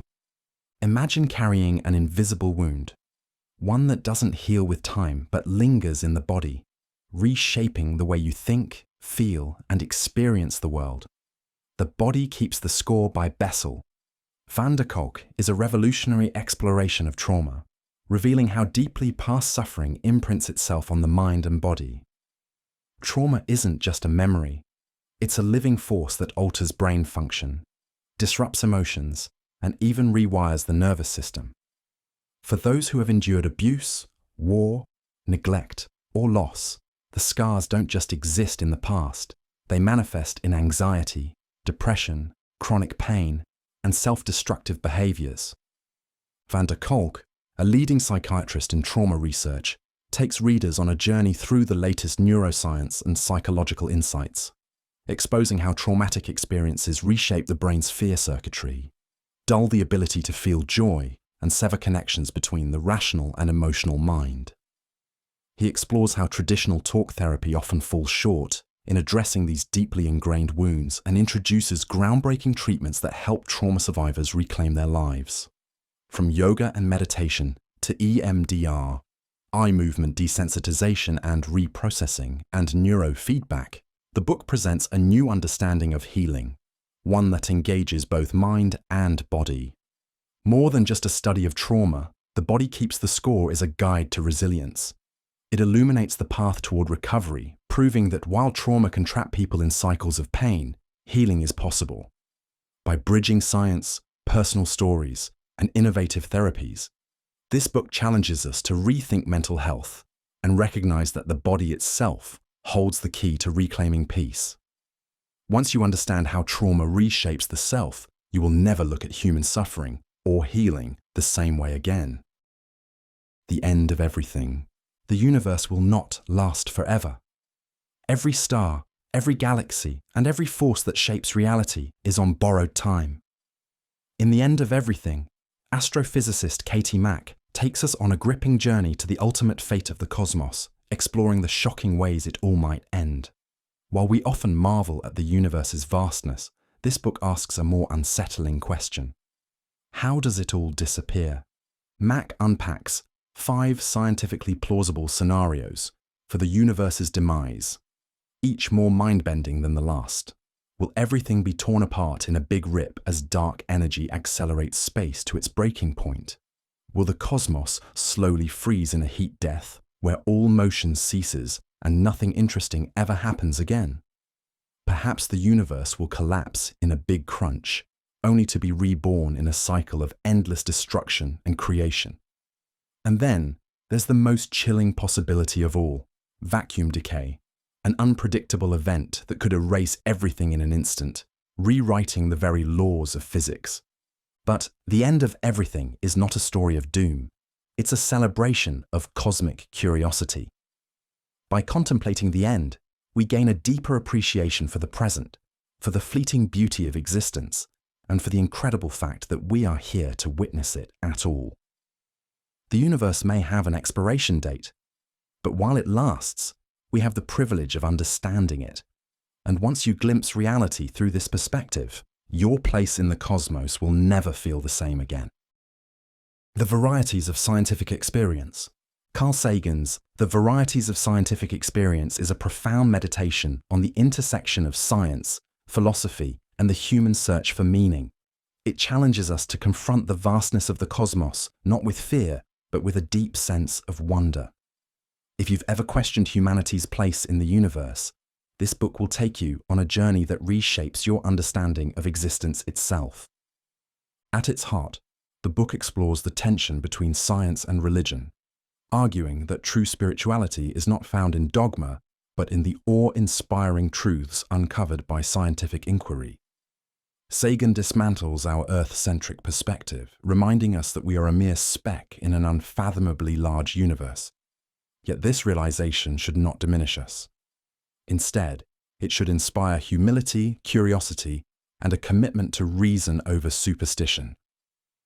Through a sweeping exploration of astronomy, evolution, and the nature of intelligence, Sagan invites us to contemplate the possibility of extraterrestrial life, the fragility of our planet, and the ethical responsibility that comes with knowledge. He warns against the dangers of scientific illiteracy, emphasizing that only through rational thinking can humanity navigate the challenges ahead. But perhaps the book's greatest power lies in its ability to replace existential dread with cosmic perspective.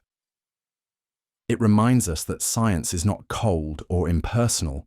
It is a deeply human pursuit, filled with wonder and beauty. It does not diminish the mystery of existence, but enriches it, offering a way to find meaning not in myths, but in the grandeur of reality itself. Once you see the universe through Sagan's eyes, the world will never feel small again. Meditations on First Philosophy. What if everything you believe, everything you see, hear, and feel was a lie? How can you be sure the world around you isn't just an illusion? Meditations on First Philosophy by René Descartes is one of the most groundbreaking works in the history of thought, stripping away every assumption to find a foundation of absolute certainty. With relentless skepticism, Descartes embarks on an intellectual journey that reshapes our understanding of reality, knowledge, and existence itself. At the core of this work is Descartes' method of doubt, He questions everything, his senses, his memories, even the existence of the physical world, because they can all be deceived. What if a powerful, malicious demon were manipulating his perceptions? Is there anything that cannot be doubted? From this radical skepticism, he arrives at a single, undeniable truth. Cogito, ergo sum. I think, therefore I am. No matter how much he doubts, he cannot doubt that he is thinking, and thus he must exist. This revelation becomes the bedrock upon which he rebuilds his understanding of reality. From this foundation, Descartes seeks to prove the existence of God and the separation between mind and body. He argues that our ability to conceive of perfection suggests the existence of a perfect being, and that our minds, capable of reason and introspection, must be distinct from the material world. His ideas gave rise to modern philosophy, influencing everything from science to artificial intelligence. But Meditations is more than an abstract exercise in logic. It's a personal, almost spiritual reckoning with the nature of human existence. Descartes forces us to confront the uncomfortable idea that much of what we assume to be true could be a deception, whether by our own minds or by some external force. Yet, through this radical skepticism, he finds a path to certainty, providing a method of rigorous thinking that remains profoundly influential. Whether or not one accepts his conclusions, engaging with Descartes' Meditations is like stepping into a mental battlefield, one where the stakes are nothing less than reality itself. The Botany of Desire. What if plants have shaped human civilization as much as we have shaped them? In The Botany of Desire, Michael Pollan challenges our traditional view of nature by revealing a strikingly reciprocal relationship between humans and plants.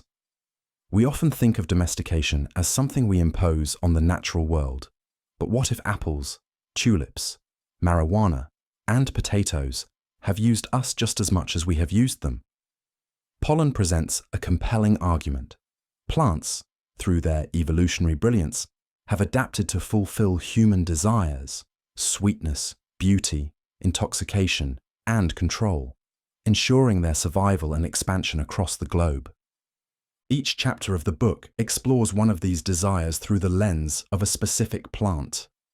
The apple represents sweetness, tracing its journey from the wild forests of Kazakhstan to orchards worldwide, where its diversity has been tamed by human cultivation. The tulip embodies beauty, demonstrating how a single flower could incite economic hysteria in 17th century Holland. Marijuana represents intoxication, raising profound questions about why humans seek altered states and how plants have evolved potent chemical defenses that double as sources of human pleasure. Finally, the potato symbolizes control, illustrating how our dependence on monocultures, like the genetically uniform potato crops that led to the Irish famine, reveals the risks of manipulating nature too aggressively. This book transforms the way we see the natural world, showing that our relationship with plants is not one of simple dominance, but of deep interconnection. Pollan's insights force us to reconsider our place in nature, not as masters of it, but as co-evolutionary partners in a vast, intricate system. In The Botany of Desire, he reminds us that by shaping the plants we cultivate, we are also shaping ourselves, our diets, our economies, and even our consciousness. The mind of God. Is the universe the result of mere chance? Or is there an underlying order guiding its existence? The Mind of God by Paul Davies takes readers on a profound journey through science, philosophy, and theology to explore one of humanity's greatest questions. Does the universe have a purpose? Davies begins by examining the astonishing precision of the physical laws that govern reality. The fundamental constants of nature, such as gravity and electromagnetism, are so finely tuned that even the slightest variation would make life impossible. Is this precision the product of blind luck, or does it point to a deeper design? He explores theories from quantum mechanics, relativity, and cosmology, revealing how modern physics brushes against profound philosophical ideas. Could mathematics be the language of the cosmos? Do the laws of physics suggest a deeper intelligence, or is consciousness itself a fundamental part of reality? Unlike many books on science and religion, The Mind of God does not argue for a traditional deity. Instead, it challenges us to consider whether the universe possesses an intrinsic order that transcends human understanding. Davies engages with ideas from Einstein, Gödel, and Hawking, questioning whether our search for ultimate meaning is itself woven into the fabric of existence. This book will leave you questioning everything you thought you knew about reality. It bridges the gap between scientific inquiry and existential wonder, pushing you to rethink the nature of existence itself. Whether you believe in a divine creator or a self-organizing cosmos, The Mind of God will challenge your perspective and expand your understanding of the universe in ways few books can. Thinking, Fast and Slow, Daniel Kahneman's.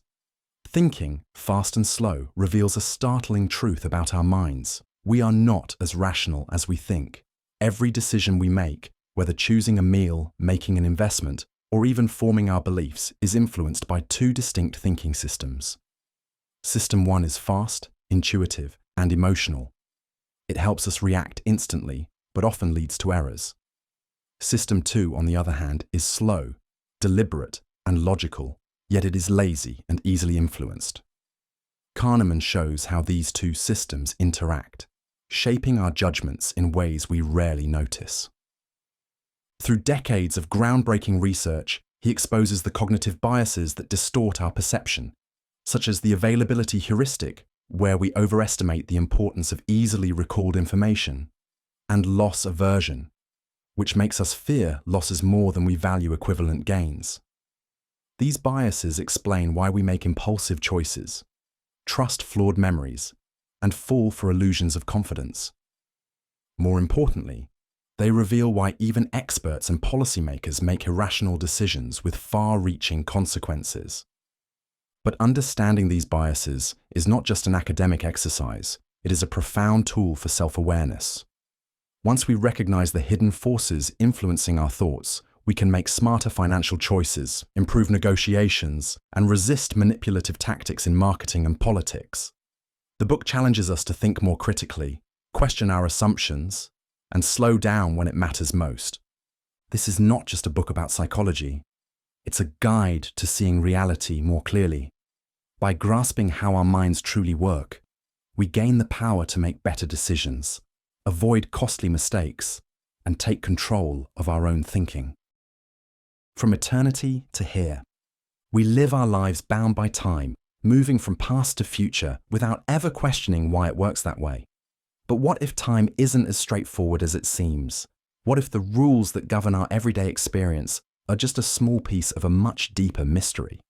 Sean Carroll's From Eternity to Here unravels one of the biggest questions in physics. Why does time have a direction at all? At the heart of Carroll's exploration is the concept of entropy, the idea that disorder always increases. This simple principle, rooted in the second law of thermodynamics, explains why ice melts, why stars burn out, and why we can never truly reverse time. But the real question is, why did the universe begin in such a low entropy, highly ordered state? To answer this, Carroll dives into the nature of space-time, black holes, and even the possibility of parallel universes. Could our universe be just one bubble in an infinite multiverse? Could time itself emerge from deeper, timeless laws of physics? This book is more than just a lesson in cosmology. It is an invitation to rethink everything we assume about reality. If time is not as fixed as we believe, then our notions of past, present, and future are up for debate. The implications stretch beyond science, forcing us to reconsider our place in the grand unfolding of the cosmos. What if time isn't something we move through, but something we create through our understanding? After reading From Eternity to Here, you may never look at a ticking clock the same way again. Enlightenment Now, This book by Steven Pinker is a bold defense of progress in an age filled with cynicism and despair. At a time when the world feels increasingly chaotic, this book delivers a powerful message. Humanity is not in decline. We are living in the most prosperous, healthy, and peaceful era in history. With a vast array of data, Pinker dismantles the common belief that the world is getting worse, proving that Enlightenment values, reason, science, and humanism have steadily propelled civilization forward. The book spans a vast range of topics, from life expectancy and education to poverty reduction and technological advancement. Pinker demonstrates how, despite the headlines that suggest otherwise, violence is declining, diseases are being eradicated, and more people than ever before have access to knowledge and opportunity. He argues that these improvements are not accidents, but the direct result of rational thinking, liberal democracy, and scientific progress. Yet Enlightenment Now is not just about presenting hopeful statistics. It is a call to responsibility. Progress is not automatic, nor is it guaranteed. The forces of ignorance, tribalism, and anti-scientific thinking still threaten to undermine human advancement. Pinker warns against romanticizing the past and urges readers to embrace critical thinking, innovation, and evidence-based policies to ensure that progress continues. This book forces you to reconsider the way you view the world. It dismantles the illusion that humanity is doomed and replaces it with a compelling case for optimism, an optimism rooted not in blind faith, but in facts. Enlightenment Now is not just an argument for progress. It is a manifesto for those who believe in reason, truth, and the potential for a better world. Once you see the world through Pinker's lens, despair becomes harder to justify, and hope becomes an intellectual necessity. Flow. There are moments in life when time seems to disappear, when every action flows seamlessly into the next, and when we feel completely alive and immersed in what we're doing. This rare and elusive state, known as flow, is the key to deep fulfillment, creativity, and peak performance. In flow. The psychology of optimal experience. Mihaly Csikszentmihalyi explores the science behind this phenomenon and reveals how we can harness it to live richer, more meaningful lives. Flow occurs when we engage in activities that challenge us just enough to keep us fully focused, but not so much that they become overwhelming. Whether in sports, art, work, or even everyday tasks, this state brings a profound sense of enjoyment and mastery. The book details the conditions necessary for flow: clear goals, immediate feedback, and a balance between skill and challenge. When these elements align, we enter a state where self-consciousness fades, distractions disappear, and we perform at our highest potential. The implications are profound. By structuring our lives to create more opportunities for flow, we can cultivate happiness not through external rewards, but through the sheer joy of deep engagement. But flow is more than just a guide to personal fulfillment. Csikszentmihalyi challenges us to rethink our relationship with work, leisure, and even relationships. A life driven by passive consumption, endless scrolling, mindless entertainment, leaves us feeling empty. But when we actively shape our experiences, turning even ordinary moments into opportunities for deep engagement, life transforms. This book is a wake-up call. Happiness isn't something we find, but something we create through how we focus our attention. And once we master flow, we don't just live, we thrive. The Emperor's New Mind. Is the human mind just a biological computer, or is there something deeper, something beyond the reach of algorithms? In The Emperor's New Mind, physicist Roger Penrose challenges the dominant view that consciousness can be replicated by artificial intelligence, arguing instead that human thought operates on principles not yet understood by science. Penrose takes us on a journey through physics, mathematics, and philosophy, examining everything from Gödel's incompleteness theorems to the paradoxes of quantum mechanics. He argues that if consciousness were purely computational, it would be subject to the same logical limitations as machines. However, human intuition, creativity, and understanding seem to transcend these constraints, suggesting that something profoundly different is at play. At the heart of his argument lies quantum mechanics, particularly the mysterious nature of wave function collapse. Penrose speculates that the fundamental processes of consciousness might be tied to quantum effects occurring in the brain, an idea that remains controversial but deeply thought-provoking. If true, it would mean that the mind is not just a program running on the hardware of the brain, but something woven into the very fabric of reality itself. This book forces you to rethink the nature of thought, intelligence, and even free will. If Penrose is right, then AI may never truly replicate human consciousness, not because of technical limitations, but because the mind itself operates on principles we have yet to discover. The Emperor's New Mind isn't just a book about physics or philosophy. It's a challenge to everything we assume about what it means to be human. Why we sleep. What if the single most powerful tool for a healthier, sharper, and longer life was something you're neglecting every night?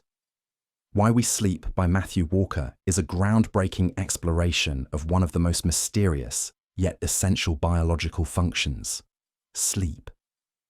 In a world that glorifies productivity and late-night work, Walker makes a compelling case that sleep is not a luxury, but a biological necessity, as vital as food and water. The consequences of sleep deprivation are staggering, affecting everything from memory and emotional stability to immune function and lifespan. Walker reveals how sleep enhances learning, creativity, and problem-solving, while a lack of it increases the risk of heart disease, Alzheimer's, obesity, and even cancer. He explains the two main forces governing our sleep: the circadian rhythm, which aligns with the day-night cycle, and sleep pressure, which builds throughout the day. He also dives into the different sleep stages, particularly the critical roles of deep sleep and REM sleep in repairing the body and processing emotions. One of the book's most eye-opening insights is the effect of modern society on sleep. Artificial light, caffeine, and erratic schedules have dramatically reduced the amount and quality of rest we get. Walker warns that even minor sleep deficits accumulate over time, leading to irreversible cognitive and physical damage. He dismantles the myth that we can catch up on sleep, showing that lost sleep is lost forever. This book is more than a call to sleep longer. It is a wake-up call to rethink our priorities. It challenges us to see sleep as the foundation of our well-being, not an afterthought. After reading Why We Sleep, you'll never look at bedtime the same way again. Rare Earth. We assume the universe is brimming with intelligent life, that Earth is just one of many worlds where evolution has played out. But what if we're wrong? In Rare Earth, Peter Ward and Donald Brownlee argue that complex life may be far more uncommon than we think, perhaps so rare that we are utterly alone. The book challenges the idea that the cosmos should be teeming with civilizations, pointing to a series of extraordinary circumstances that made Earth uniquely habitable. A perfectly placed moon to stabilize our climate, a gas giant like Jupiter to shield us from cosmic collisions, a precise sequence of mass extinctions and evolutionary leaps, even plate tectonics, which reshapes continents and cycles nutrients, may be an essential factor that most planets never develop. Ward and Brownlee's argument is both unsettling and awe-inspiring. If intelligent life is vanishingly rare, what does that say about our place in the universe? Are we a cosmic accident, a fragile exception in an otherwise barren void? Or does our uniqueness make existence even more meaningful? Rare Earth isn't just about astrobiology, it's a humbling reflection on the sheer improbability of our existence. If Earth is one of the only homes for intelligence in the universe, then every moment of life here becomes even more precious. In the vast silence of space, we may be the only ones who can truly appreciate it. The interpretation of dreams. Every night, as you close your eyes and drift into sleep, another world awakens, one filled with strange symbols, forgotten memories, and impossible realities. What if these dreams weren't just random images, but messages from the depths of your own mind? In the interpretation of dreams, Sigmund Freud unveils his groundbreaking theory that dreams are the hidden language of the unconscious, revealing desires, fears, and conflicts buried beneath our waking awareness. This book didn't just change how we view dreams, it revolutionized our understanding of the human psyche itself. Freud argues that dreams serve as a gateway to the unconscious, a realm where repressed thoughts and emotions find expression in disguised forms. He introduces the idea of wish fulfillment, suggesting that even the most bizarre dream imagery is rooted in unfulfilled desires, often stemming from childhood. Using detailed case studies, he deciphers dream symbols, showing how the mind reshapes forbidden impulses into cryptic narratives. He also outlines the mechanisms of dream work, condensation, displacement, and symbolic representation, demonstrating how the unconscious mind distorts raw emotions into surreal but meaningful stories. More than just a psychological theory, the interpretation of dreams is a bold exploration of what it means to be human. It challenges us to question how much of our behavior is dictated by forces beyond our awareness. By decoding our dreams, Freud believed, we could unlock the unconscious mind, bringing buried emotions to light and ultimately achieving deeper self-understanding. Whether or not you accept all of Freud's conclusions, his insights laid the foundation for modern psychology, shaping everything from therapy to art and literature. After reading this book, you may never see your dreams or yourself the same way again. The extended phenotype. What if genes don't just shape the bodies of the creatures that carry them, but also reach beyond shaping the world itself? In the extended phenotype, Richard Dawkins challenges our understanding of evolution by proposing a radical idea. An organism's phenotype, the physical expression of its genes, is not limited to its own body. Instead, it extends into the environment, influencing structures, behaviors, and even other creatures in ways that serve the survival of its genes. This perspective reshapes how we see life, from the tiniest parasites to the grand engineering of beaver dams. Dawkins builds on the gene-centered view of evolution, arguing that natural selection does not operate on individuals or species, but on genes themselves.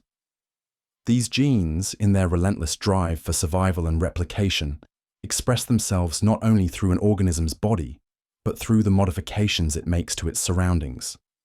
A spider's web, a bird's nest, even the way a parasite manipulates its host. These are not random acts of nature, but extensions of the genetic blueprint, honed over millions of years to maximize reproductive success. One of the book's most striking ideas is how this theory explains the eerie precision with which parasites alter host behavior.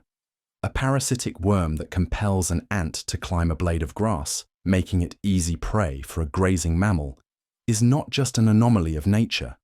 It is an example of a gene's influence stretching beyond the body of the parasite itself. These phenomena reveal that evolution's true unit of selection is not the organism, but the replicating gene, using all means necessary to ensure its continuity. The extended phenotype forces us to reconsider what it means to be an individual in the first place. If genes exert their power far beyond the bodies they inhabit, then life itself is a vast network of genetic influence, sculpting the world in ways we are only beginning to understand. The universe in a nutshell, the deepest secrets of the universe, black holes, time travel, extra dimensions, can be unraveled in the palm of your hand. In The Universe in a Nutshell, Stephen Hawking distills the cutting-edge theories of physics into a breathtaking journey through space, time, and the fundamental nature of reality itself. This book is not just an exploration of the cosmos, it is an invitation to rethink everything we thought we knew about existence.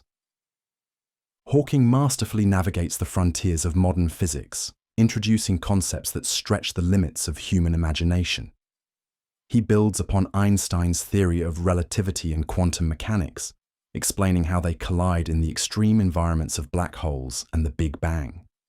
he discusses the possibility of parallel universes, higher dimensions beyond our perception, and even the tantalizing idea that time itself may not be as rigid as we believe. With clarity and wit, he walks us through the mind-bending implications of string theory, M theory, and the search for a theory of everything, a single, unifying framework that could explain the entirety of existence. Unlike traditional science books, The Universe in a Nutshell is filled with stunning illustrations that bring these abstract ideas to life, making it accessible even to those without a background in physics. Yet its impact goes far beyond the scientific. It challenges us to grapple with the vastness of the cosmos and our fleeting place within it. This book is a gateway to the deepest mysteries of the universe, offering a glimpse into the profound beauty and complexity of reality. Reading it is like standing at the edge of infinity, peering into a realm where the ordinary rules of existence no longer apply. It is a reminder that, despite our smallness, the human mind is capable of grasping the most extraordinary truths of the cosmos. Nicomachean Ethics. What does it mean to live a good life?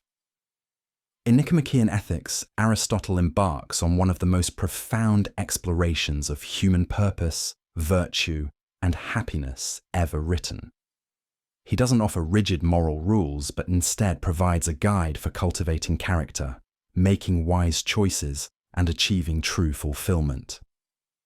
At the heart of his philosophy is the concept of eudaimonia, often translated as flourishing or the highest good, which is not merely pleasure or wealth, but a deeply meaningful life rooted in virtue.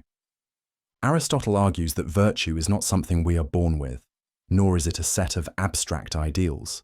Instead, it is a habit, one that must be practiced through action and refined by reason. He introduces the golden mean, the idea that every virtue lies between two extremes. Courage, for example, is the balance between recklessness and cowardice. He believes that moral excellence is achieved by developing these virtues through experience, self-reflection, and a commitment to reason. Unlike fleeting pleasures, true happiness arises from living in alignment with our highest potential, continuously striving for wisdom and ethical integrity. But Aristotle does not stop at personal ethics. He sees human beings as inherently social creatures, arguing that a good life is not lived in isolation, but in a well-ordered society. Friendship, justice, and civic engagement are not just accessories to happiness, they are essential to it.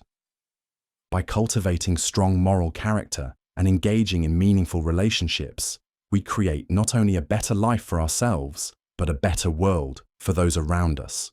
The Nicomachean Ethics is more than just philosophy. It is a roadmap for becoming the best version of ourselves. It challenges us to ask, what kind of person do I want to be? And more importantly, what kind of life is truly worth living? The sickness unto death. The worst kind of suffering may not be physical pain, but a sickness of the soul, one that most people don't even realize they have. In The Sickness Unto Death, Søren Kierkegaard argues that the greatest torment is not death itself, but despair, an internal, silent crisis that eats away at a person's very existence. Unlike a sickness of the body, this illness is far more insidious because it is rooted in the nature of selfhood itself. Kierkegaard sees the self as a tension between the finite and the infinite, the earthly and the eternal. To exist fully, one must properly relate to oneself and to God. But when this relationship is broken, despair emerges.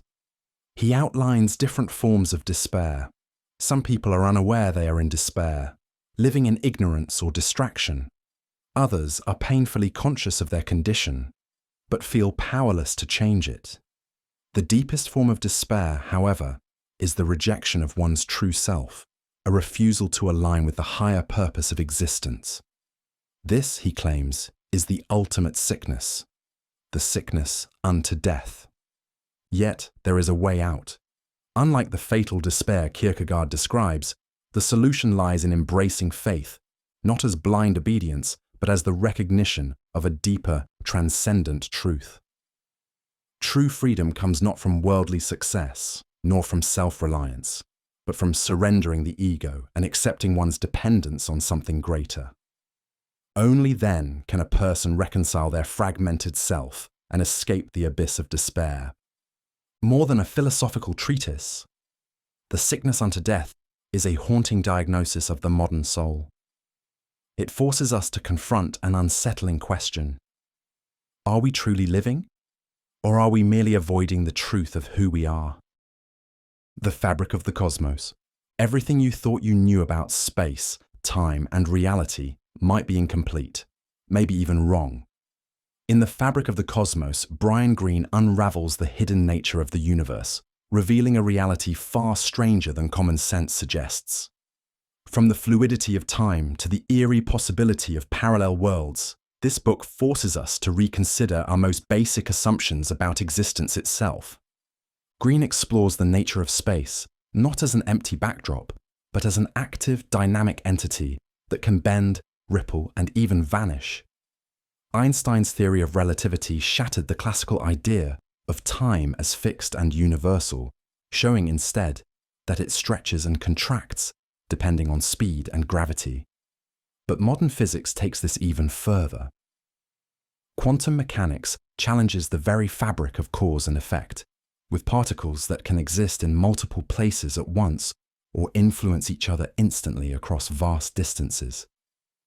The book also delves into one of the greatest mysteries in physics, the nature of time. If the laws of physics treat past, present, and future as equally real, why do we experience time as a one-way flow? Greene investigates whether time is an illusion, a product of human perception, rather than an intrinsic feature of the universe. Meanwhile, string theory suggests that reality consists of far more than the three spatial dimensions we perceive.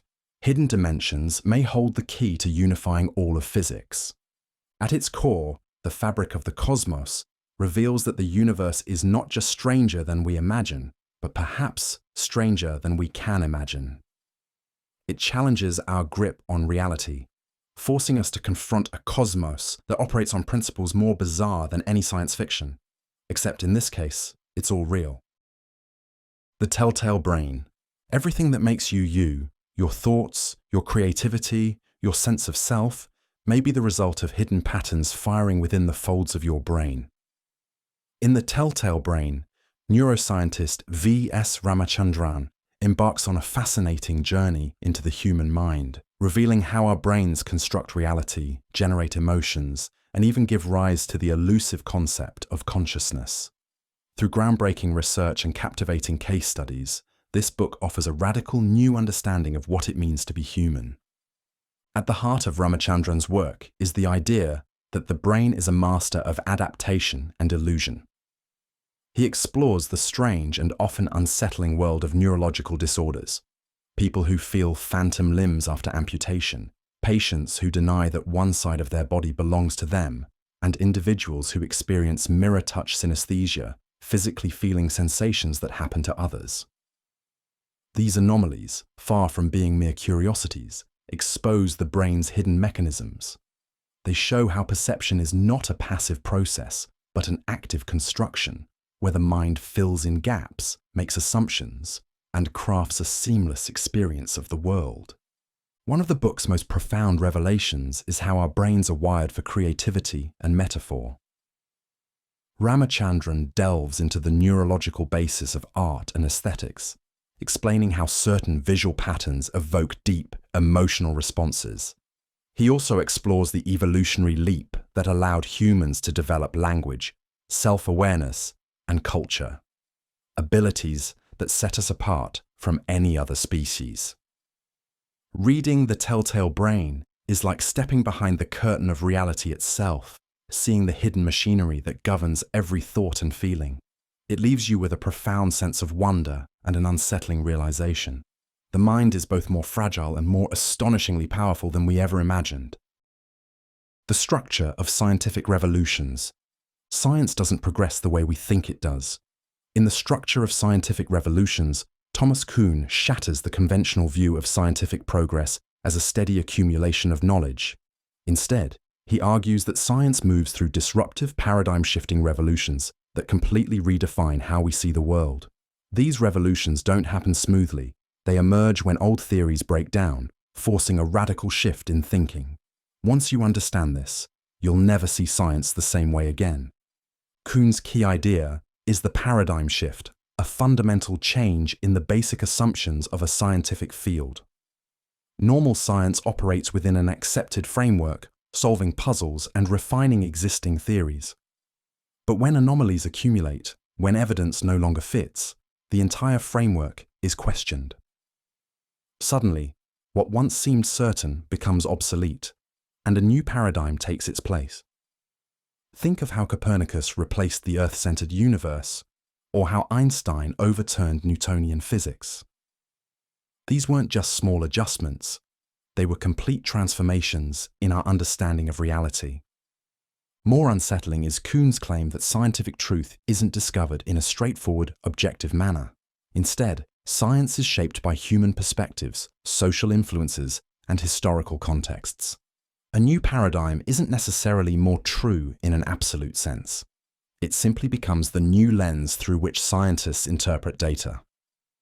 This means that what we consider truth is, in part, a product of our collective mindset, not just raw facts. The structure of scientific revolutions doesn't just change how we think about science, it changes how we think about knowledge itself.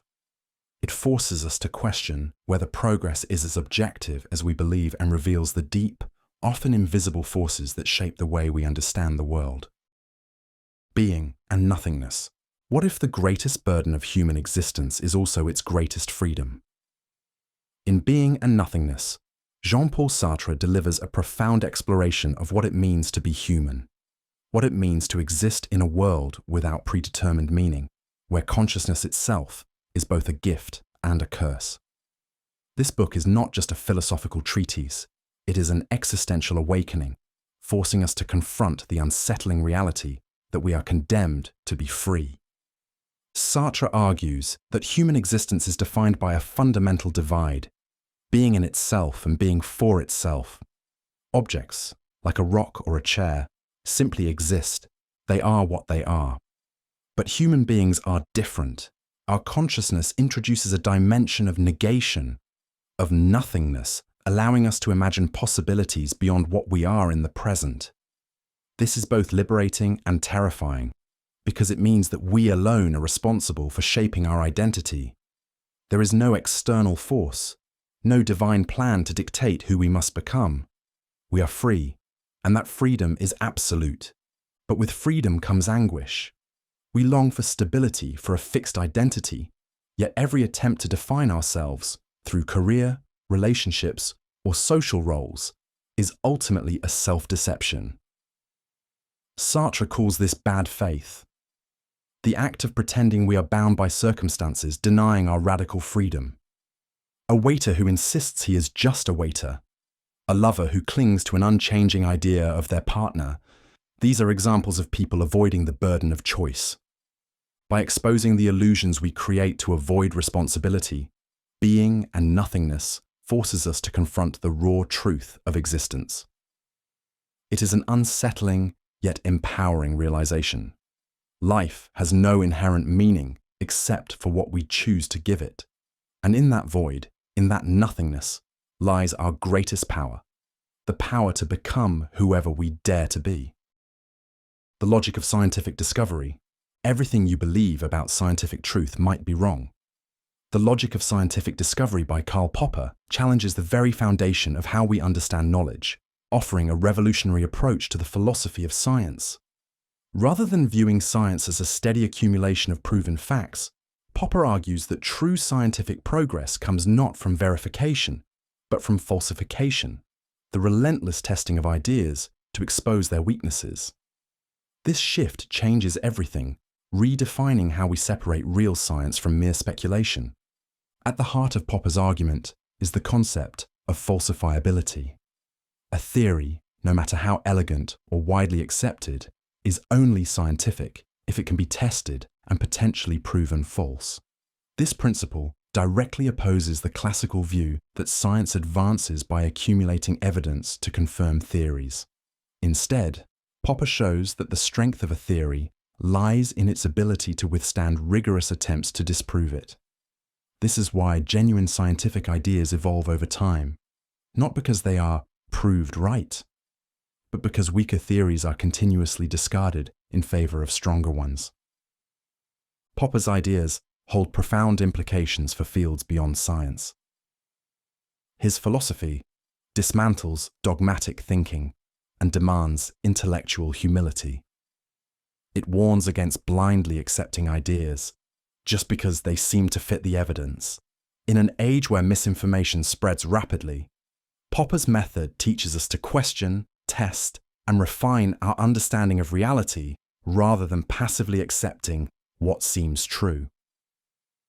Ultimately, the logic of scientific discovery is not just about science, it's about thinking itself. It equips us with the tools to separate reason from ideology, skepticism from cynicism, and progress from illusion. To embrace Popper's philosophy is to embrace a world where truth is never final but always within reach, so long as we dare to challenge it. The Blind Watchmaker.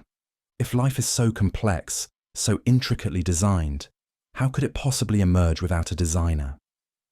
This question has puzzled thinkers for centuries, but in The Blind Watchmaker, Richard Dawkins presents a compelling answer: evolution by natural selection. With striking clarity, he dismantles the illusion of purposeful creation, revealing that the breathtaking complexity of life arises not from a guiding hand, but from a mindless yet astonishingly effective process. Dawkins begins by challenging the idea that complexity requires intent. Many assume that intricate biological structures, like the eye or the wing, must have been consciously designed because their components work together with such precision. But evolution, he argues, builds complexity incrementally, step by step, through countless tiny variations. Each beneficial change is preserved and refined over generations, creating organisms that appear as if they were designed, yet without a designer. This process, acting over millions of years, is the blind watchmaker of nature. Using vivid examples, Dawkins illustrates how natural selection sculpts life in ways that seem almost magical. He explains how simple replicating molecules, through competition and gradual improvement, gave rise to the dazzling diversity of species we see today. He also tackles common misconceptions, such as the idea that evolution is random, clarifying that while mutations may be chance occurrences, selection itself is anything but random. Ultimately, the blind watchmaker reshapes how we see life itself. It replaces the comforting notion of intentional creation with something even more extraordinary: the realization that mindless natural forces, acting over vast stretches of time, can produce forms of unimaginable complexity.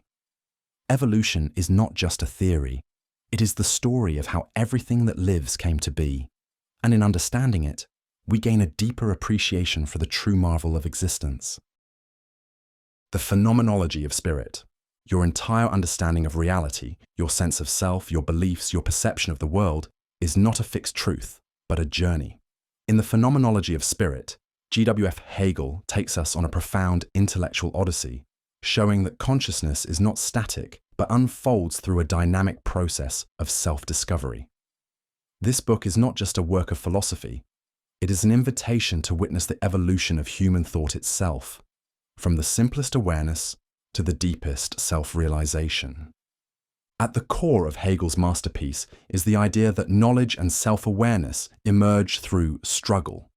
He introduces the famous master-slave dialectic, a concept that reveals how identity is shaped by recognition from others.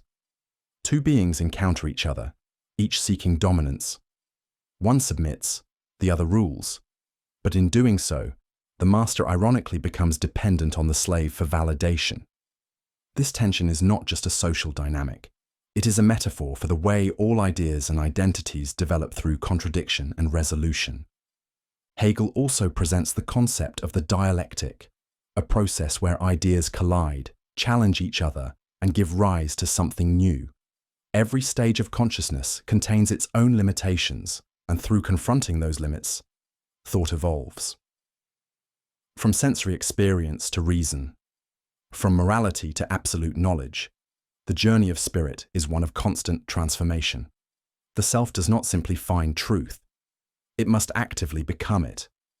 Reading The Phenomenology of Spirit is like watching the universe wake up to itself. It is a book that demands patience, but in return, it offers a vision of reality as a living, unfolding process, one in which every struggle, every contradiction, and every moment of doubt is not an obstacle, but a necessary step toward greater understanding. Practical ethics. Doing what feels right isn't always what's truly ethical. In Practical Ethics, Peter Singer forces us to confront some of the most difficult moral questions of our time, challenging assumptions about life, death, and our responsibilities toward others. His approach isn't based on tradition or emotion, but on a strict, logical framework that asks, how can we maximize well-being and minimize suffering? The answers are often unsettling, but they demand our attention. At the core of Singer's argument is utilitarianism, the idea that ethical decisions should be based on their consequences. He applies this principle to real-world issues, dismantling conventional morality with uncompromising logic. Should we prioritize human lives over animal suffering when we have no rational justification for doing so? Is it ethical to spend money on luxuries while millions starve? If we can prevent immense suffering with minimal personal sacrifice, are we morally obligated to do so? Singer doesn't just ask these questions. He answers them with a clarity that makes evasion nearly impossible. Perhaps most controversial is his discussion of life and death.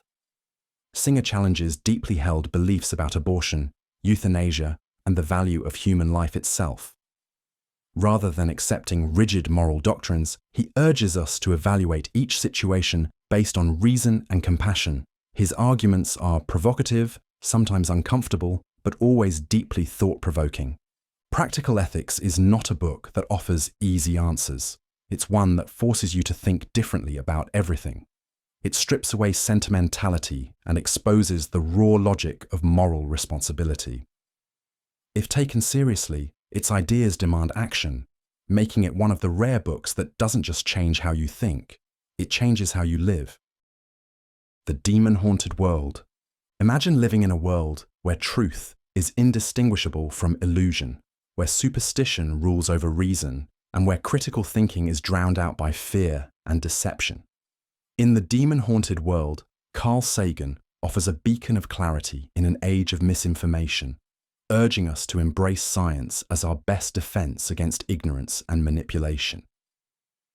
This book is not just about science.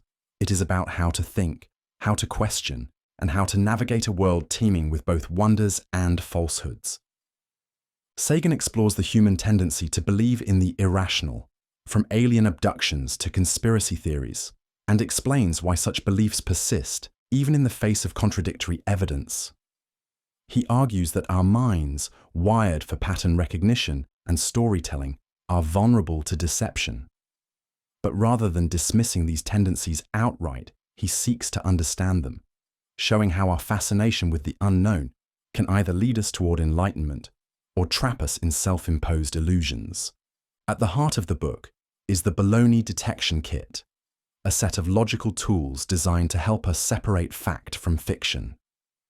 With simple yet powerful reasoning techniques, Sagan teaches us how to scrutinize claims, demand evidence, and resist the allure of pseudoscience. He champions skepticism, not as cynicism, but as a way to approach the world with curiosity, open-mindedness, and intellectual integrity. In an era where misinformation spreads faster than truth, the demon-haunted world remains more relevant than ever. Sagan's words remind us that science is more than just knowledge. It is a way of thinking, a method of survival, and perhaps our last, best hope for a future governed by reason rather than fear. The better angels of our nature. For most of human history, violence was an unavoidable part of life. Wars, executions, slavery, and cruelty were woven into the fabric of existence, seemingly as natural as the air we breathe. But what if the story of humanity is not one of unending brutality, but of remarkable progress toward peace? In The Better Angels of Our Nature, Steven Pinker presents a sweeping, deeply researched argument that violence has been steadily declining for centuries, contrary to what the news and popular perception might suggest. And more importantly, he explains why this decline has happened and what it means for our future. Drawing from history, psychology, and neuroscience, Pinker examines the forces that have driven humanity away from its violent past. He highlights 5 key historical shifts: the rise of organized states, the spread of commerce, the empowerment of women, the expansion of literacy, and the development of reason-based thinking. These forces, he argues, have led to a world in which wars are less frequent, murder rates have plummeted, and once common atrocities, such as public executions and slavery, are now nearly unthinkable. Pinker does not deny that violence still exists, nor does he suggest that progress is inevitable. But through extensive data and compelling historical narratives, he shows that the human capacity for empathy, cooperation, and rationality has played a critical role in shaping a more peaceful world. The book challenges deep-seated beliefs about human nature, offering a vision of history that is not just a record of suffering, but a testament to our ability to change. In a time when fear and pessimism dominate public discourse, The Better Angels of Our Nature forces us to step back and see the bigger picture. The trajectory of history is not one of despair, but of hope, a powerful reminder that our choices today can shape an even better tomorrow. The Brothers Karamazov. Few novels have captured the full spectrum of human nature as profoundly as The Brothers Karamazov. Dostoevsky's final masterpiece is not merely a story, it is a philosophical battlefield where faith and doubt, love and hatred, freedom and responsibility collide.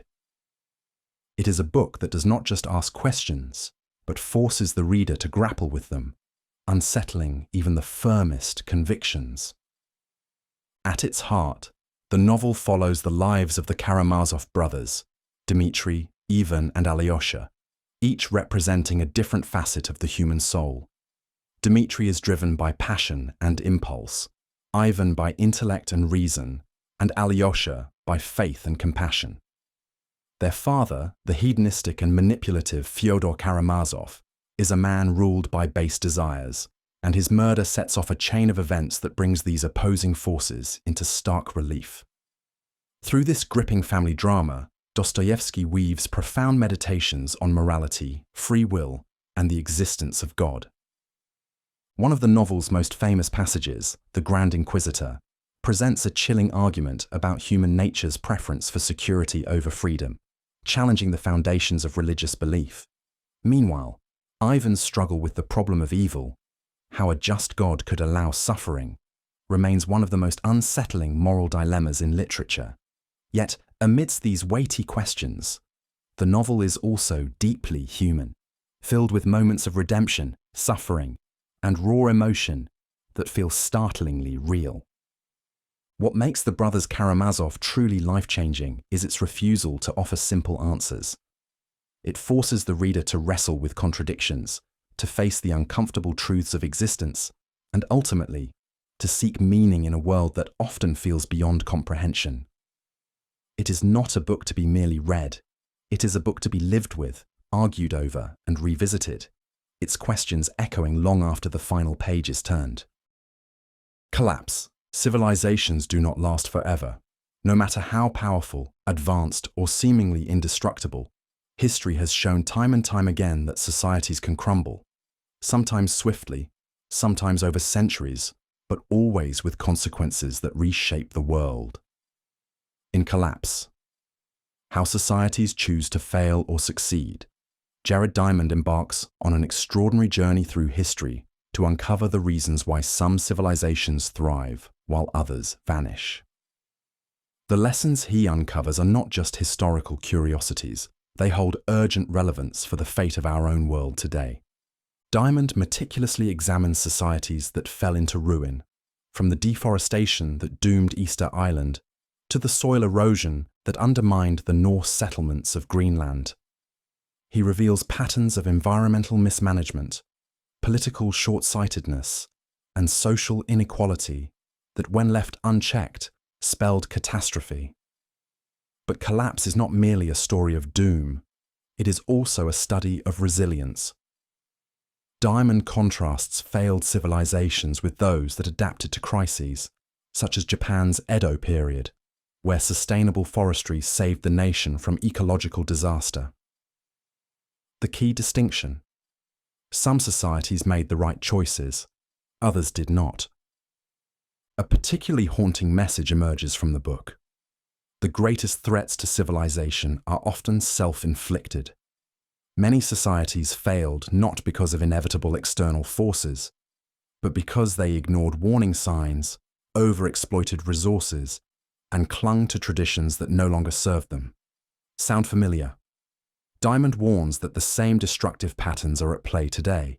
Climate change, deforestation, water scarcity, and economic inequality all echo the mistakes of past civilizations. Collapse is more than history. It is a wake-up call. Diamond forces us to ask, will we be the next failed civilization, or will we learn from history before it is too late? The answer, he argues, is in our hands. Zen and the art of motorcycle maintenance. Some journeys take you across landscapes, others take you deep into the mind.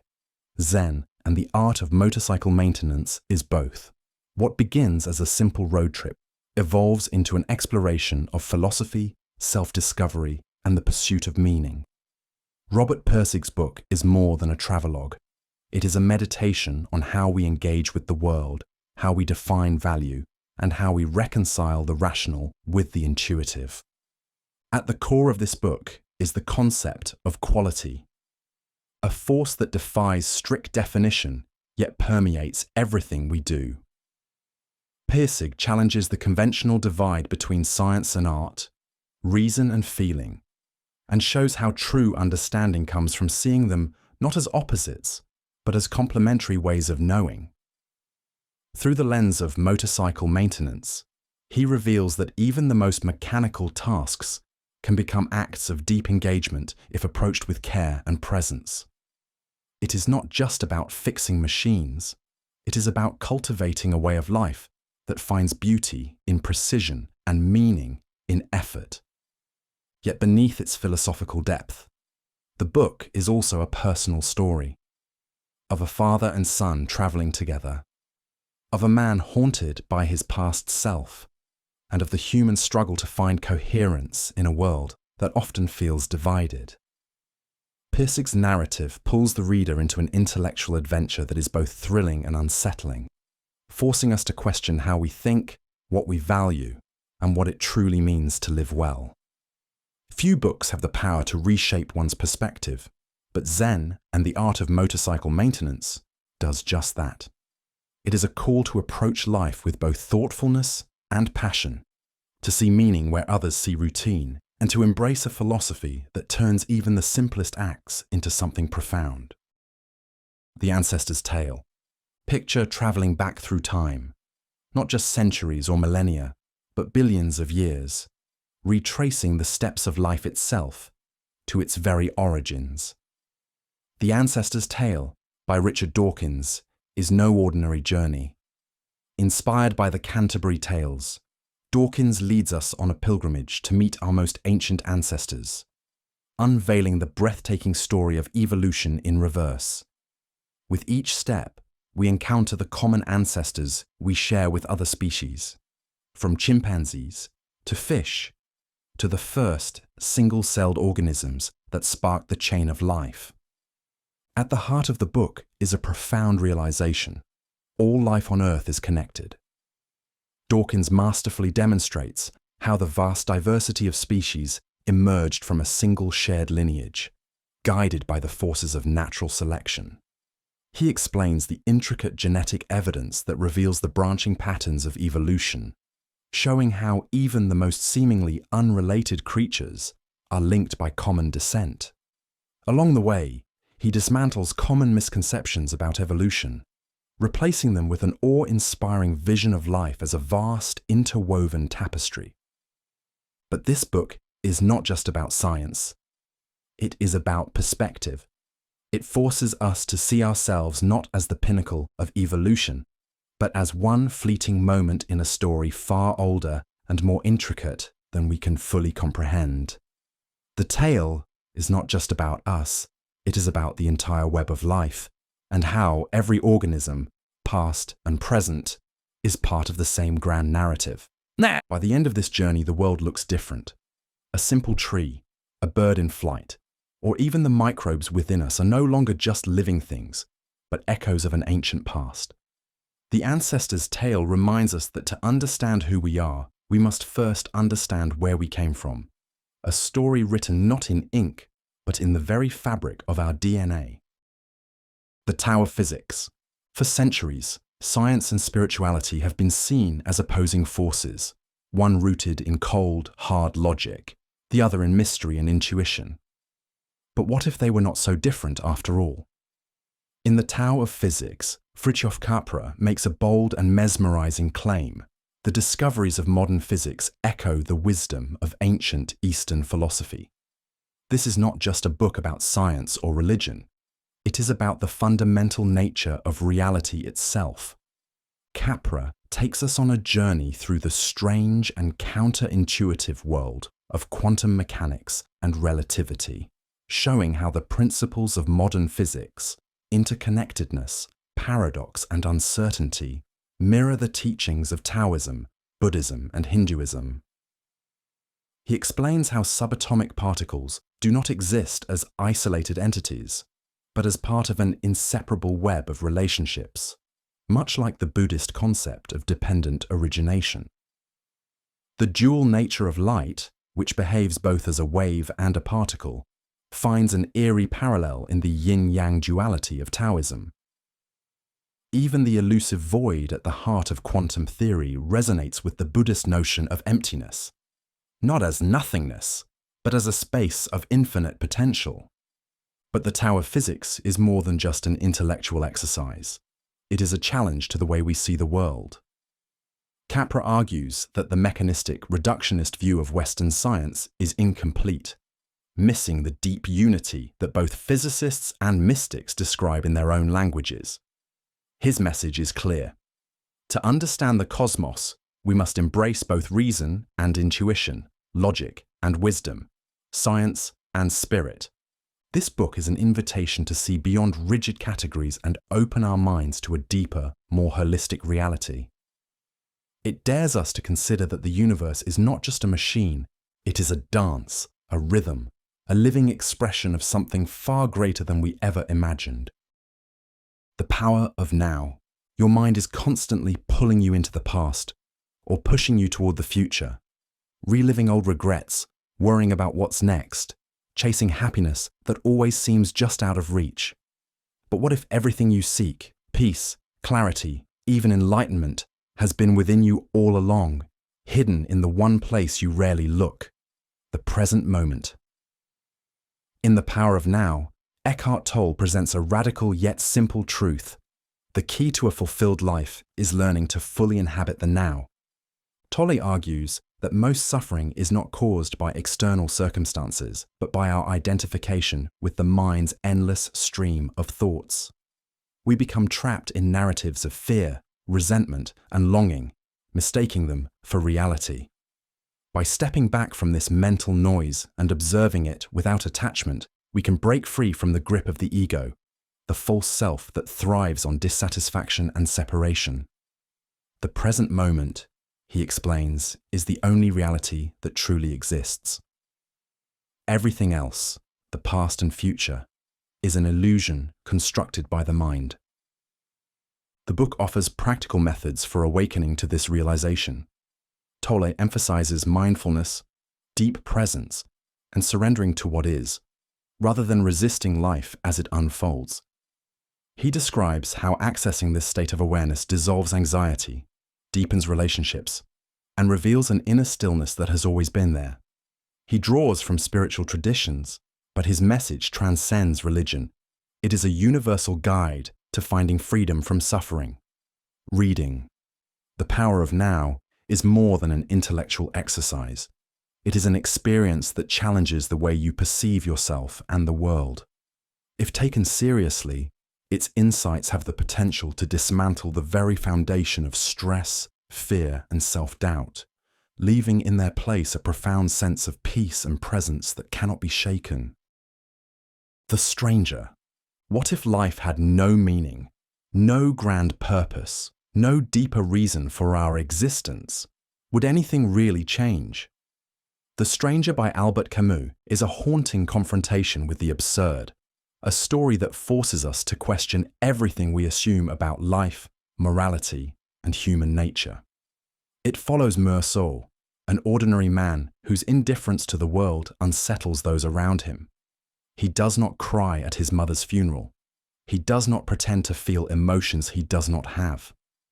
And when he commits a senseless act of violence, society does not just judge his crime, it judges his very existence.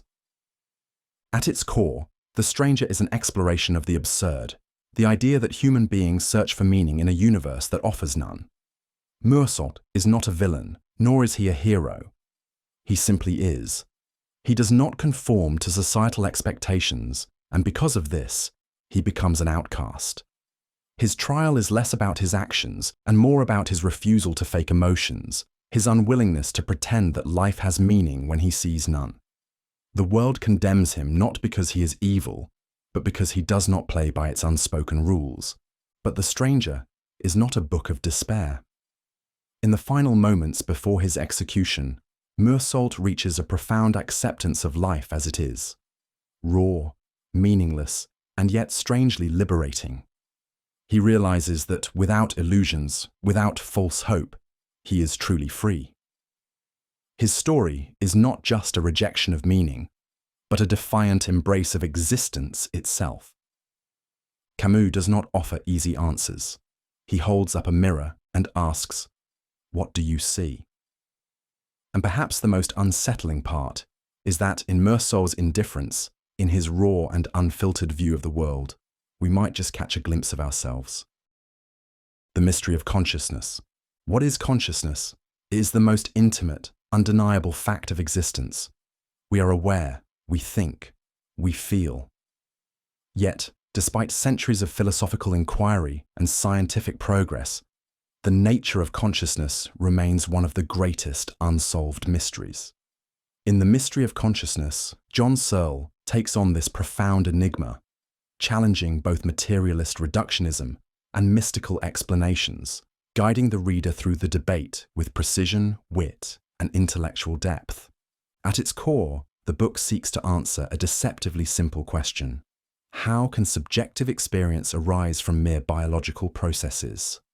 Searle critiques the dominant theories of mind, from artificial intelligence advocates who claim consciousness is nothing more than complex computation, to dualists who argue that the mind is independent of the physical world. He dismantles the notion that consciousness is an illusion, asserting instead that it is an irreducible feature of reality, one that must be explained rather than dismissed.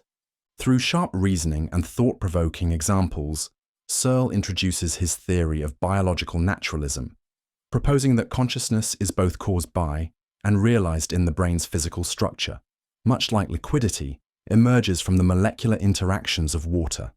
He rejects the idea that a machine, no matter how complex, could ever be truly conscious unless it possesses the same biological mechanisms as a living brain. The significance of the mystery of consciousness lies in its ability to reframe the debate, cutting through jargon and ideological biases to reveal the real questions at stake. It forces us to confront the limits of human understanding. Are we even capable of grasping the true nature of consciousness? Searle doesn't provide easy answers, but he leaves the reader with a deeper appreciation of the mind's complexities and the intellectual courage to keep questioning. The Prince. Power is rarely won by virtue alone. It is seized, maintained, and wielded with cunning, strategy, and sometimes ruthless pragmatism. The Prince, Machiavelli's infamous treatise on power, strips away the illusions of morality in politics and exposes the raw mechanics of leadership.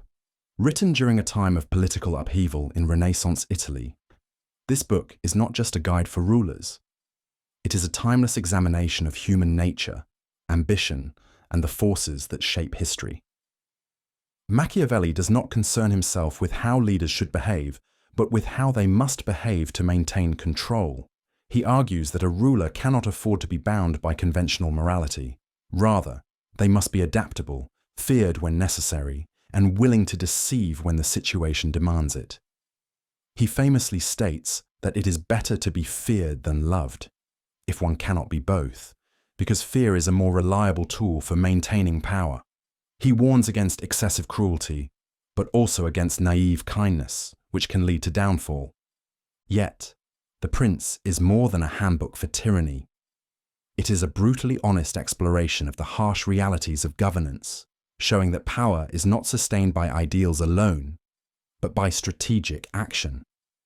Machiavelli champions the idea of political realism, the belief that effective leadership requires a deep understanding of both human psychology and the unpredictability of fate. He emphasizes the importance of appearing virtuous while being willing to act decisively behind the scenes. What makes The Prince so powerful is its unsettling relevance. Whether in politics, business, or daily life, Machiavelli's insights remain as sharp as ever.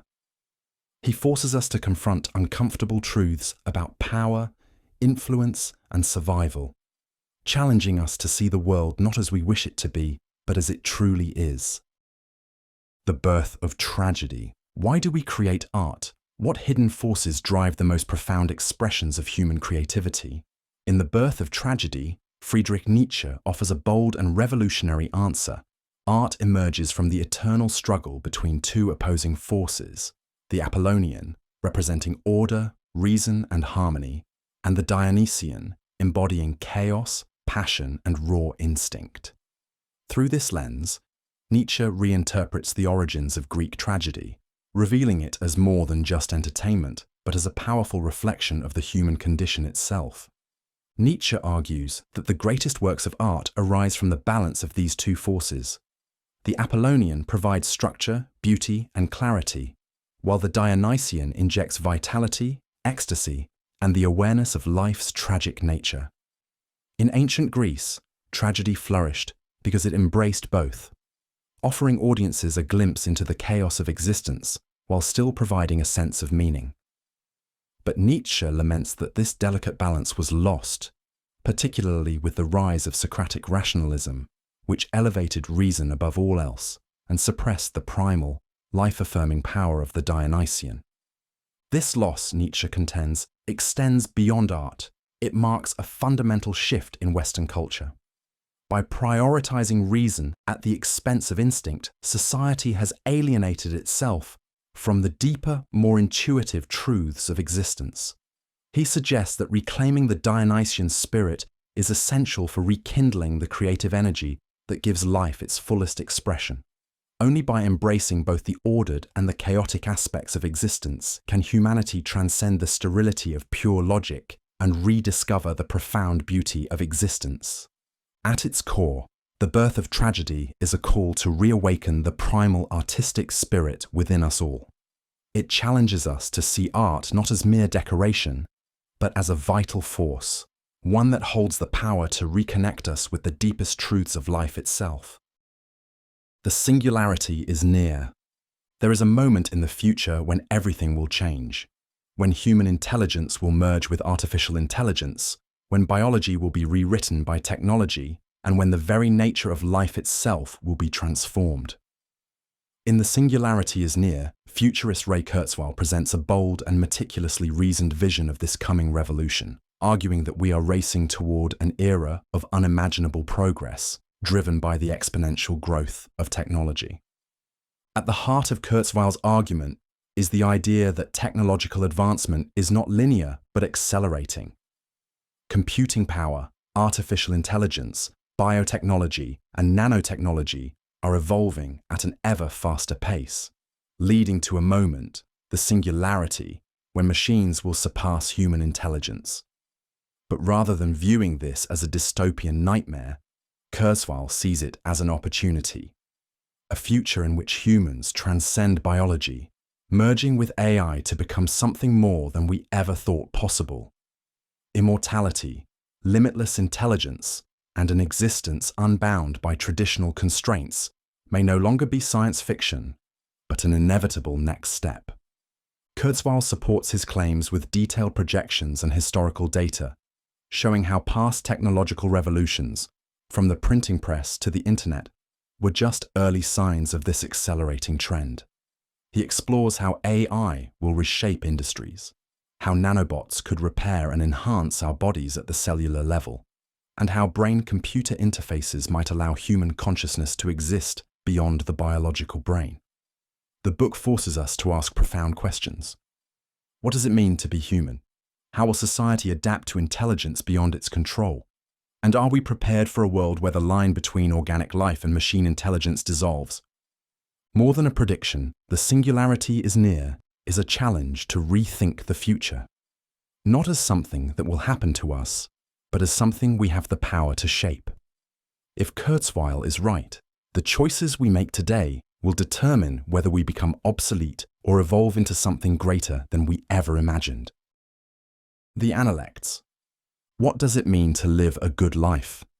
How can one cultivate wisdom, virtue, and harmony in a world of chaos? The Analects, a collection of the teachings and conversations of Confucius, has guided philosophers, rulers, and ordinary people for over 2,000 years. More than just a historical text, it is a profound blueprint for ethical living, offering timeless lessons on morality, leadership, and self-cultivation. At its core, the Analects teaches that true wisdom is not found in abstract theories, but in the way we treat others, the discipline we cultivate within ourselves, and the sense of duty we uphold towards society. Confucius emphasizes the concept of Ren, a deep sense of humanness, compassion, and benevolence. He argues that virtue is not innate, but must be actively practiced through daily actions, from respecting one's parents to leading with integrity. Social harmony, he insists, does not come from rigid laws, but from individuals embodying moral excellence. In his view, a great leader does not rule through force, but through virtue, inspiring others to follow naturally. This idea of governance through moral example remains just as relevant in today's world, where power is too often wielded without responsibility. Yet the Analects is not just about leadership, it is about the inner life of the individual. Confucius teaches that wisdom begins with self-awareness. He warns against arrogance, encourages constant learning, and urges people to seek improvement rather than perfection. His words push us to ask, are we living with integrity? Are we fulfilling our responsibilities to others?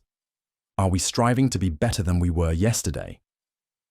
Though written in ancient China, the wisdom of the Analects transcends time and culture. It reminds us that character is destiny and that true fulfillment is not found in wealth or power, but in the pursuit of virtue and understanding. The Black Swan. Imagine if everything you thought you knew about risk, prediction, and success was wrong. What if the most important events in history, those that shape economies, revolutions, and even your own life, were completely unpredictable? In The Black Swan, Nassim Nicholas Taleb dismantles our illusions of certainty, arguing that the most significant changes in the world are driven not by what we can foresee, but by rare, unexpected events that defy conventional wisdom. A black swan is an event that is highly improbable, massively impactful, and only seems obvious in hindsight. From the rise of the internet to financial crashes, from the 9/11 attacks to the emergence of billion-dollar companies, history is shaped not by steady, predictable progress, but by sudden, game-changing shocks. The problem? Humans are wired to see patterns, to believe we can anticipate the future based on the past. But in a world of randomness and complexity, our forecasts are little more than comforting illusions. Taleb exposes how experts, economists, and decision-makers routinely fail because they rely on flawed models that ignore these unpredictable shocks. Worse, we rewrite history after the fact, convincing ourselves that these events were inevitable. The reality, however, is far messier. He argues that instead of trying to predict black swans, we must learn how to survive and even thrive in a world dominated by uncertainty. This means embracing anti-fragility, building systems and mindsets that gain from disorder rather than being shattered by it. The Black Swan is more than a book about randomness. It is a call to change how we think about the world. It forces us to acknowledge the limits of knowledge, abandon false confidence, and prepare for the unexpected. In doing so, it doesn't just explain uncertainty, it teaches us how to live within it. The gene, an intimate history. What if the blueprint of who you are, your traits, your health, your very identity, was hidden within microscopic strands of information? The Gene, An Intimate History by Siddhartha Mukherjee is a sweeping journey through the science of genetics, unraveling the profound forces that shape human life. From the earliest theories of inheritance to the cutting-edge breakthroughs of modern gene editing, this book explores not only the science behind our DNA, but also the ethical and philosophical questions it raises. Mukherjee traces the history of genetics back to Gregor Mendel's pea plant experiments, which first revealed patterns of inheritance. He then moves through the 20th century discoveries of DNA's structure and function, highlighting key moments like Watson and Crick's double helix model and the groundbreaking sequencing of the human genome. Yet this is not just a scientific chronicle, it is an intimate story, one that intertwines history with deeply personal reflections on mental illness in Mukherjee's own family, illustrating the complex and often unpredictable role genes play in human destiny. One of the book's most powerful ideas is how genes are not just passive carriers of information, but dynamic players in evolution, disease, and identity. Mukherjee explores how genetic mutations drive both diversity and disorder, how nature and nurture interact, and how the ability to manipulate genes raises profound moral dilemmas. With CRISPR and gene therapy now within reach, humanity stands on the brink of an era where we can rewrite the very code of life. But should we? The Gene is not just a book about biology. It is a reflection on what it means to be human.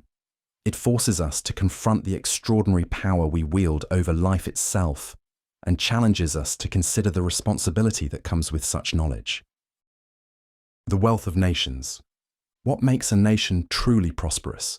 Is it gold locked away in vaults, or is it something far more dynamic, something woven into the very fabric of human interactions?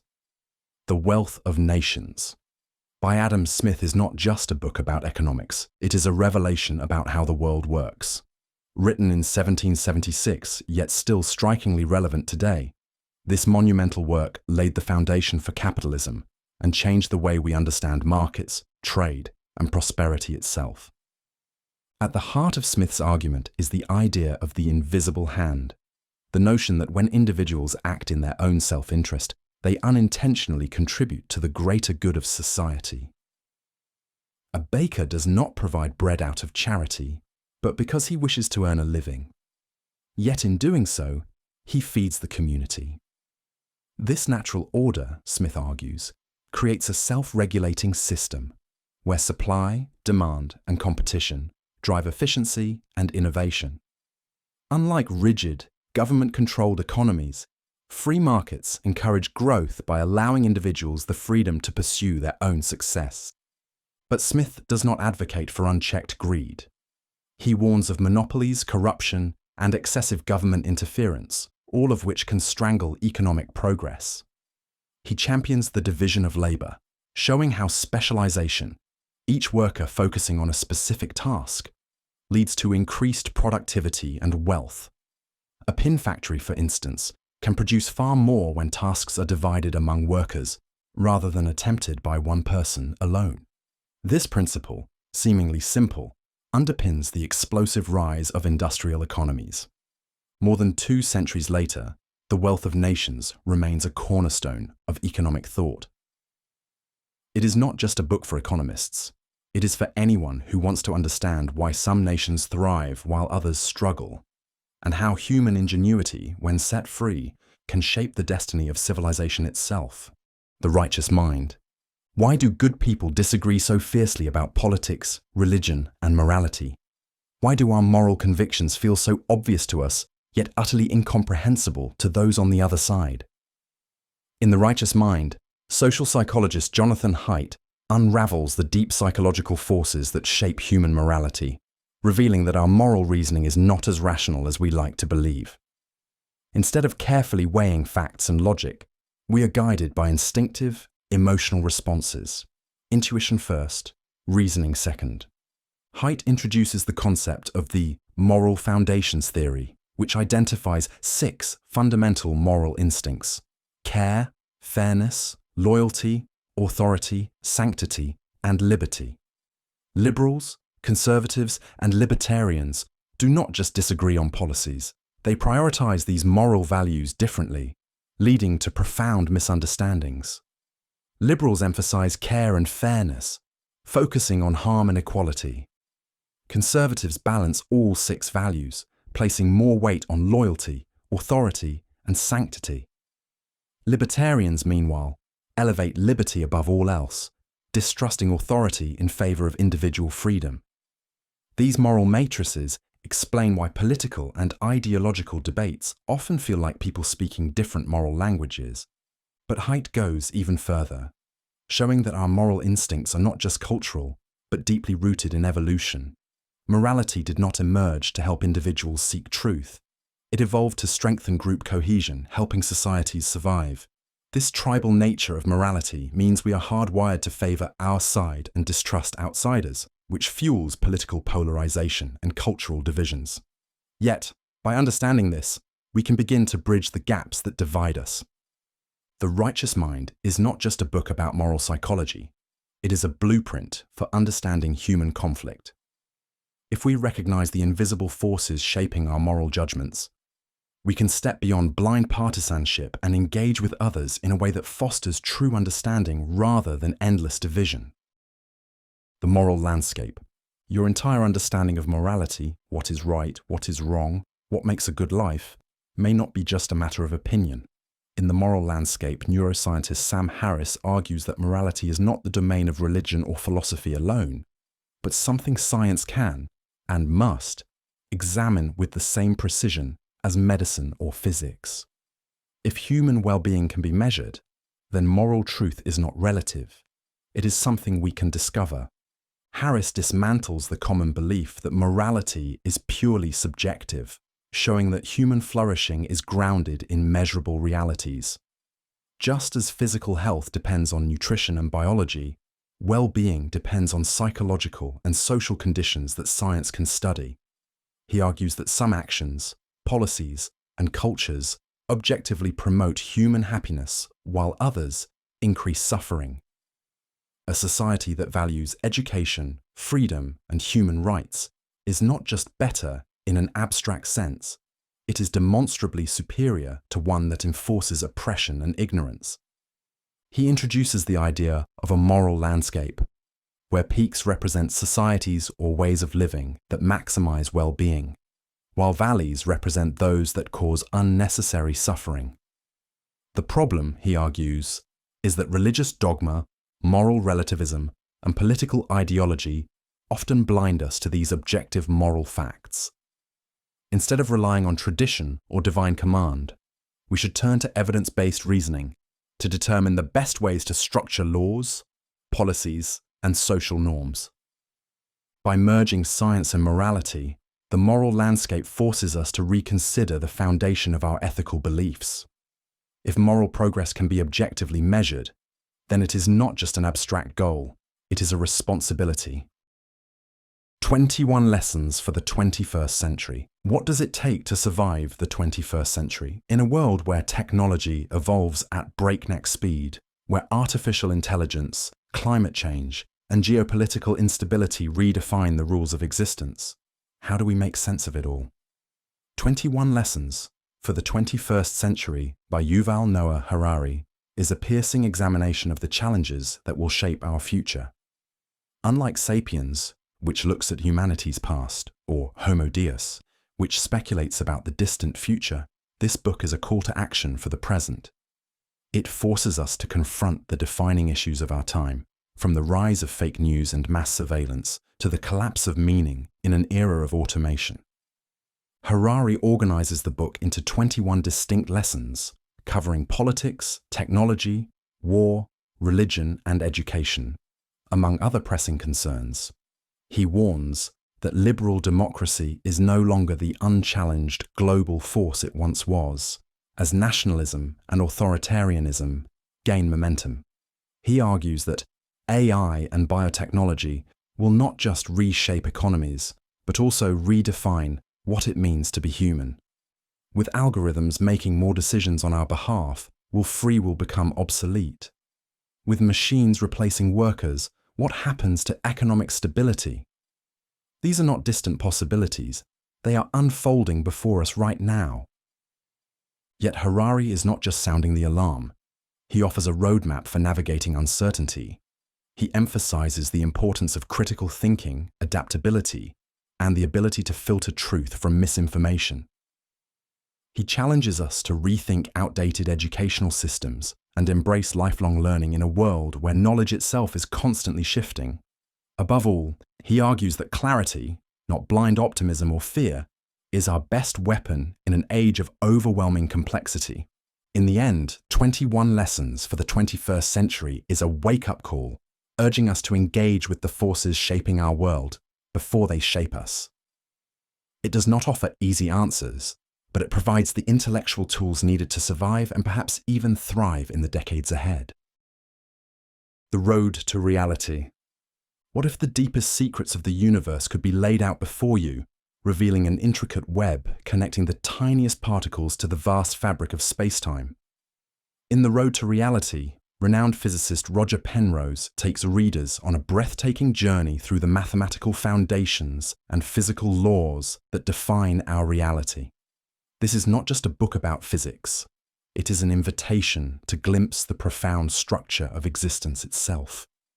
Penrose begins by introducing the essential mathematical tools needed to navigate the cosmos, from complex numbers to manifolds and tensors. These are not just abstract concepts. They are the language of reality, the very framework through which we understand the universe. Building upon this foundation, he unpacks the great revolutions of modern physics: Einstein's relativity, the bizarre probabilities of quantum mechanics, and the deep conflicts that arise when these theories collide. He grapples with paradoxes that challenge our understanding, such as the incompatibility between the smoothness of space-time and the uncertainty of quantum particles, and questions whether our current models are truly complete. What sets The Road to Reality apart is its fearless critique of mainstream physics.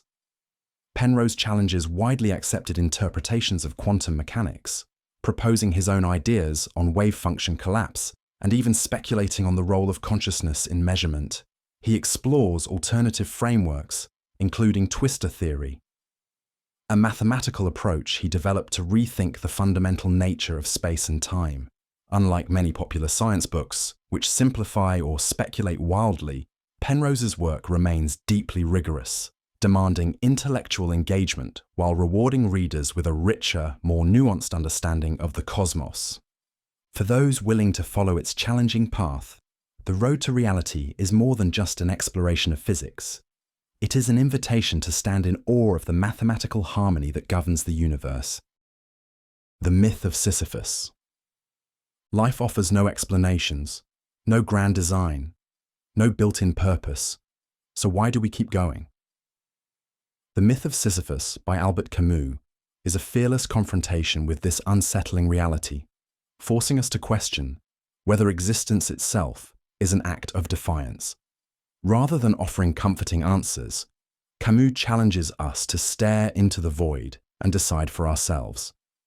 Is life still worth living when stripped of illusions? At the heart of Camus's philosophy is the concept of the absurd. the fundamental contradiction between our relentless search for meaning and the universe's indifferent silence. Unlike other philosophers who attempt to resolve this tension through faith or reason, Camus insists that we must embrace it. To illustrate this, he turns to the Greek myth of Sisyphus, condemned to roll a boulder up a hill for eternity, only to watch it roll back down each time. His struggle is endless, devoid of victory or escape. But does that make his existence meaningless? Camus argues that Sisyphus is not a tragic figure, but a rebellious one. In accepting his fate without seeking false hope or resignation, he finds a strange form of liberation. He is fully aware of the absurdity of his condition, yet he chooses to persist. And in that persistence, he reclaims his freedom. One must imagine Sisyphus happy, Camus writes, not because his suffering is erased, but because he has embraced it without illusion. This philosophy extends beyond myth into our daily lives. We chase careers, relationships, ambitions, hoping they will provide lasting fulfillment. Yet time and again, we find ourselves in the same existential loop, pushing our own metaphorical boulders uphill. The absurd is not an abstract concept, it is the reality of being human. But instead of succumbing to despair, Camus challenges us to revolt, not through resignation or escape, but by living fully, without expecting the universe to justify itself. The Myth of Sisyphus is not a book of comfort. It is a book of defiance. It does not offer meaning, but demands that we create our own. In embracing the absurd, we reclaim our power. And in that moment of realization, existence is no longer a burden, it becomes a choice. The Master and his Emissary, the way we understand the world may be fundamentally broken. In The Master and his Emissary, Ian McGilchrist presents a groundbreaking exploration of the human brain and its far-reaching consequences for society. This is not just another book about left brain versus right brain. It is an urgent warning that civilization itself is being shaped and perhaps distorted by the dominance of one hemisphere over the other. McGilchrist argues that the brain is divided into two distinct modes of perception. The right hemisphere, the master, sees the world as a rich, interconnected whole, embracing nuance, meaning, and the complexity of human experience. The left hemisphere, the emissary, focuses on categorization, abstraction, and control, reducing reality to a set of manipulable parts. Both are essential, but something has gone terribly wrong. Over centuries, the left hemisphere has seized power, narrowing human vision, prioritizing efficiency over wisdom, and eroding our ability to engage with the world in a deeply meaningful way. This imbalance, McGilchrist suggests, is reflected everywhere. In modern science, which often reduces life to mechanical processes. In politics, which prioritizes rigid ideologies over human complexity. And in technology, which isolates us from lived experience. By overvaluing analysis and disregarding intuition, we have built a society that is increasingly fragmented, disconnected, and unable to grasp the full depth of existence. This is not just a theory, it is a call to awareness. Understanding the battle between these two ways of knowing may be the key to reclaiming a more balanced, meaningful life. The Master and his Emissary challenges us to see beyond our intellectual blind spots, urging us to restore the harmony that has been lost. The question is, will we listen before it's too late? The denial of death. We spend our lives building, striving, and searching for meaning, yet beneath it all lurks a truth we refuse to fully confront. We are going to die. In The Denial of Death, Ernest Becker delivers a staggering revelation. Human civilization itself is built on the unconscious fear of mortality. Every belief system, every ambition, and even our very sense of self is, in some way, an attempt to escape the unbearable awareness of our own impermanence. Becker argues that while we share a biological existence with animals, we are unique in our ability to reflect on our mortality. This awareness creates an unbearable contradiction. We are creatures who yearn for significance, yet we are finite, fragile, and destined to be forgotten. To cope, we construct symbolic worlds that promise transcendence. Whether through religion, art, nationhood, or even the pursuit of wealth and status, we seek ways to convince ourselves that we matter, that our existence has meaning beyond the grave. Yet this denial of death is both our greatest strength and our deepest flaw. It drives us to create, to achieve, to love, but it also fuels fanaticism, war, and a desperate need to prove that our chosen path is the correct one. Becker explores how human beings latch onto cultural immortality projects, attempts to outlive our physical selves through legacy, ideology, or heroism. The tragedy, however, is that no illusion can fully shield us from the truth. The more we deny death, the more it controls us. But if we accept this truth, what then? Becker does not offer easy comfort, but he does hint at a path forward. A life lived with courage, one where we acknowledge our insignificance, yet strive to create meaning anyway. Not as a shield against death, but as an act of defiance in the face of it. The Age of Surveillance Capitalism. There was a time when our personal thoughts, habits, and desires were our own. That time is over. In the Age of Surveillance Capitalism, Shoshana Zuboff exposes the hidden economic system that has transformed human experience into a raw material for profit. In this new age, the most valuable resource isn't oil or gold. It's you.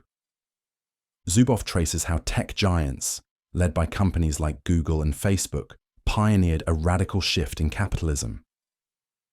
Unlike traditional businesses that profit by selling goods or services, surveillance capitalists extract behavioral data, your clicks, searches, locations, and even emotions, then use it to predict and manipulate your future actions. Every app, every website, and every smart device is a silent observer, feeding a system designed to control human behavior at scale. The book reveals how this new power dynamic has eroded privacy, freedom, and democracy itself. Companies no longer just respond to our needs, they shape them, nudging us toward decisions that maximize their profits. Algorithms determine what we see, what we buy, and even how we vote. The result is an invisible architecture of influence, one that exploits psychological vulnerabilities to keep us engaged, addicted, and predictable. Yet Zuboff argues, this is not an inevitable future. Surveillance capitalism is not a law of nature. It is a choice made by corporations and governments, one that can be challenged and reversed. But to do so, we must first recognize the reality we live in. This book is not just a warning, it is a wake-up call. It forces us to confront an uncomfortable truth. In the digital age, freedom will not be lost in one sweeping moment. It will disappear click by click unless we fight to reclaim it. The information. Before humanity tamed fire, built cities, or sent rockets into space, we did something far more fundamental. We communicated. In The Information, James Gleick unravels the astonishing history of how information has shaped civilization, from the earliest spoken languages to the digital age that now defines our world. But this is not just a history of communication.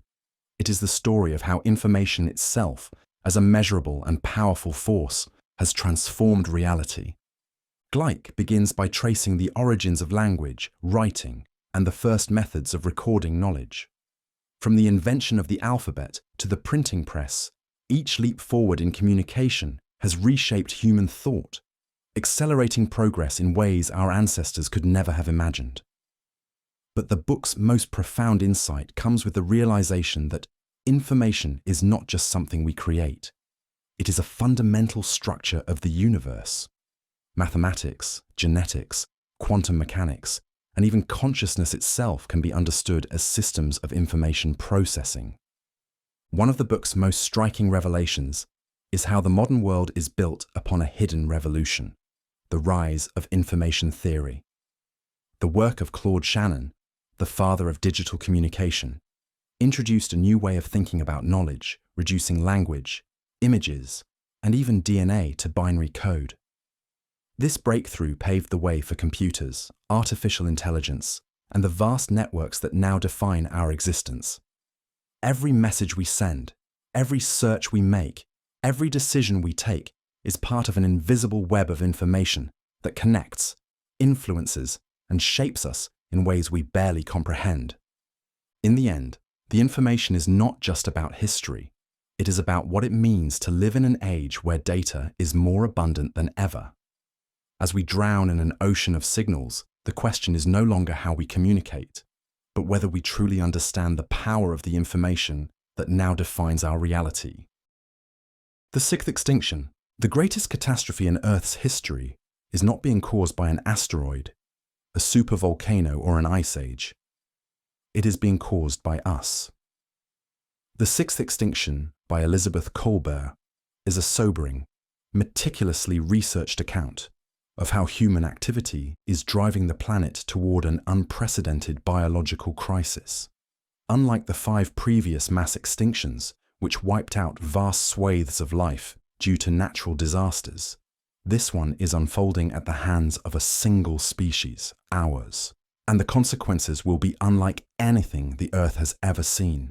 Colbert takes the reader on a global journey, from the rainforests of the Amazon to the Great Barrier Reef, chronicling the decline of species in real time. She examines how climate change, habitat destruction, and ocean acidification are accelerating extinction rates to levels unseen in millions of years. Through gripping narratives, she introduces us to scientists on the front lines, uncovering chilling evidence that we are not just altering ecosystems, we are permanently rewriting the story of life itself. One of the book's most unsettling revelations is that even small disruptions can trigger cascading effects across entire ecosystems. Amphibians, once among the most resilient creatures on Earth, are vanishing due to an unstoppable fungal plague spread by human travel. Coral reefs, the cradles of marine biodiversity, are crumbling as the oceans absorb more carbon dioxide than they have in millions of years. Even species we take for granted, birds, insects, mammals, are disappearing at rates hundreds of times higher than normal. The pattern is undeniable. Human progress has become the driving force of destruction. Colbert does not offer false hope or easy solutions. Instead, she presents a stark, unflinching truth. We are shaping the future of the planet in ways we barely comprehend. Whether humanity will recognize its role in this crisis before it is too late remains an open question. But the Sixth Extinction leaves no doubt. This is a turning point in Earth's history, and we are the ones writing its next chapter. The vital question: life is not just a product of chemistry, it is shaped by energy. In The Vital Question, biochemist Nick Lane takes on one of the deepest mysteries in science: why life is the way it is. While we understand the building blocks of life, DNA, proteins, and cells, the question of how simple molecules first sparked into complex organisms remains unanswered. Lane argues that the key is energy, specifically the flow of energy that sustains life at its most fundamental level. At the heart of the book is a bold theory. Life emerged from deep-sea hydrothermal vents, where chemical gradients provided the energy needed to transform simple molecules into self-replicating life forms. More than just a new take on abiogenesis, Lane's argument explains why life on Earth evolved in the incredibly specific way it did, why cells have membranes, why complex life relies on mitochondria, and even why aging and death are inevitable. One of Lane's most profound insights is how energy flow dictated the transition from simple bacteria to the complex eukaryotic cells that make up all animals and plants. Unlike bacteria, which remained small and simple for billions of years, eukaryotes broke free from evolutionary stagnation due to their acquisition of mitochondria, tiny power plants that supercharged their metabolism and enabled the explosion of complexity. This energy revolution set the stage for everything from multicellular life to consciousness itself. The Vital Question doesn't just explain life, it reshapes our understanding of what life must be, both on Earth and beyond. If energy flow determines biology, then the search for extraterrestrial life must focus not just on water and chemistry, but on the conditions that allow energy to shape complexity. This book challenges everything we assume about existence, making us question not only how life began, but what it truly means to be alive. The order of time. Time feels like the one constant in our lives, unstoppable, universal, and absolute. But what if everything we believe about time is wrong? In The Order of Time, physicist Carlo Rovelli dismantles our deepest assumptions about time's nature, revealing a reality far stranger than we ever imagined. Rovelli takes us on a journey through Einstein's relativity and quantum mechanics, showing that time is not a rigid flow, but a shifting, fluid entity. A clock on a mountain runs faster than one in a valley. The distinction between past and future begins to blur. And at the most fundamental level of physics, time may not even exist in the way we experience it. But this book is not just about science. It's about how these discoveries reshape our understanding of existence. If time is not an absolute force, what does that mean for our memories, our choices, and the meaning we assign to our lives? Rovelli argues that time is not something external. It's something we create, a way of making sense of an ever-changing universe. Reading The Order of Time is like stepping outside the framework of reality itself. It challenges you to rethink not just time, but the way you experience every moment of your life. And once you grasp its revelations, the world and your place in it will never look the same again. The hidden reality. What if the universe you see, the stars, the galaxies, even the fabric of space and time, is just one of countless others? In The Hidden Reality, physicist Brian Greene takes us on a mind-expanding journey into the frontier of modern physics, where the concept of a multiverse is not just science fiction, but a serious possibility. If true, this idea would upend our very understanding of existence, forcing us to reconsider what it means to be part of reality itself. Greene explores multiple theories that suggest our universe may be just one among many. Some arise from the mathematics of quantum mechanics, where every possible outcome of an event could be realized in separate, branching universes. Others emerge from string theory, which posits extra spatial dimensions hidden beyond our perception, dimensions that could house entire parallel worlds. Cosmology, too, offers its own evidence. If space is infinite, then somewhere, far beyond our cosmic horizon, there may be an exact copy of you reading this very sentence. But the book does more than just present wild possibilities. It methodically walks through the science that makes them plausible.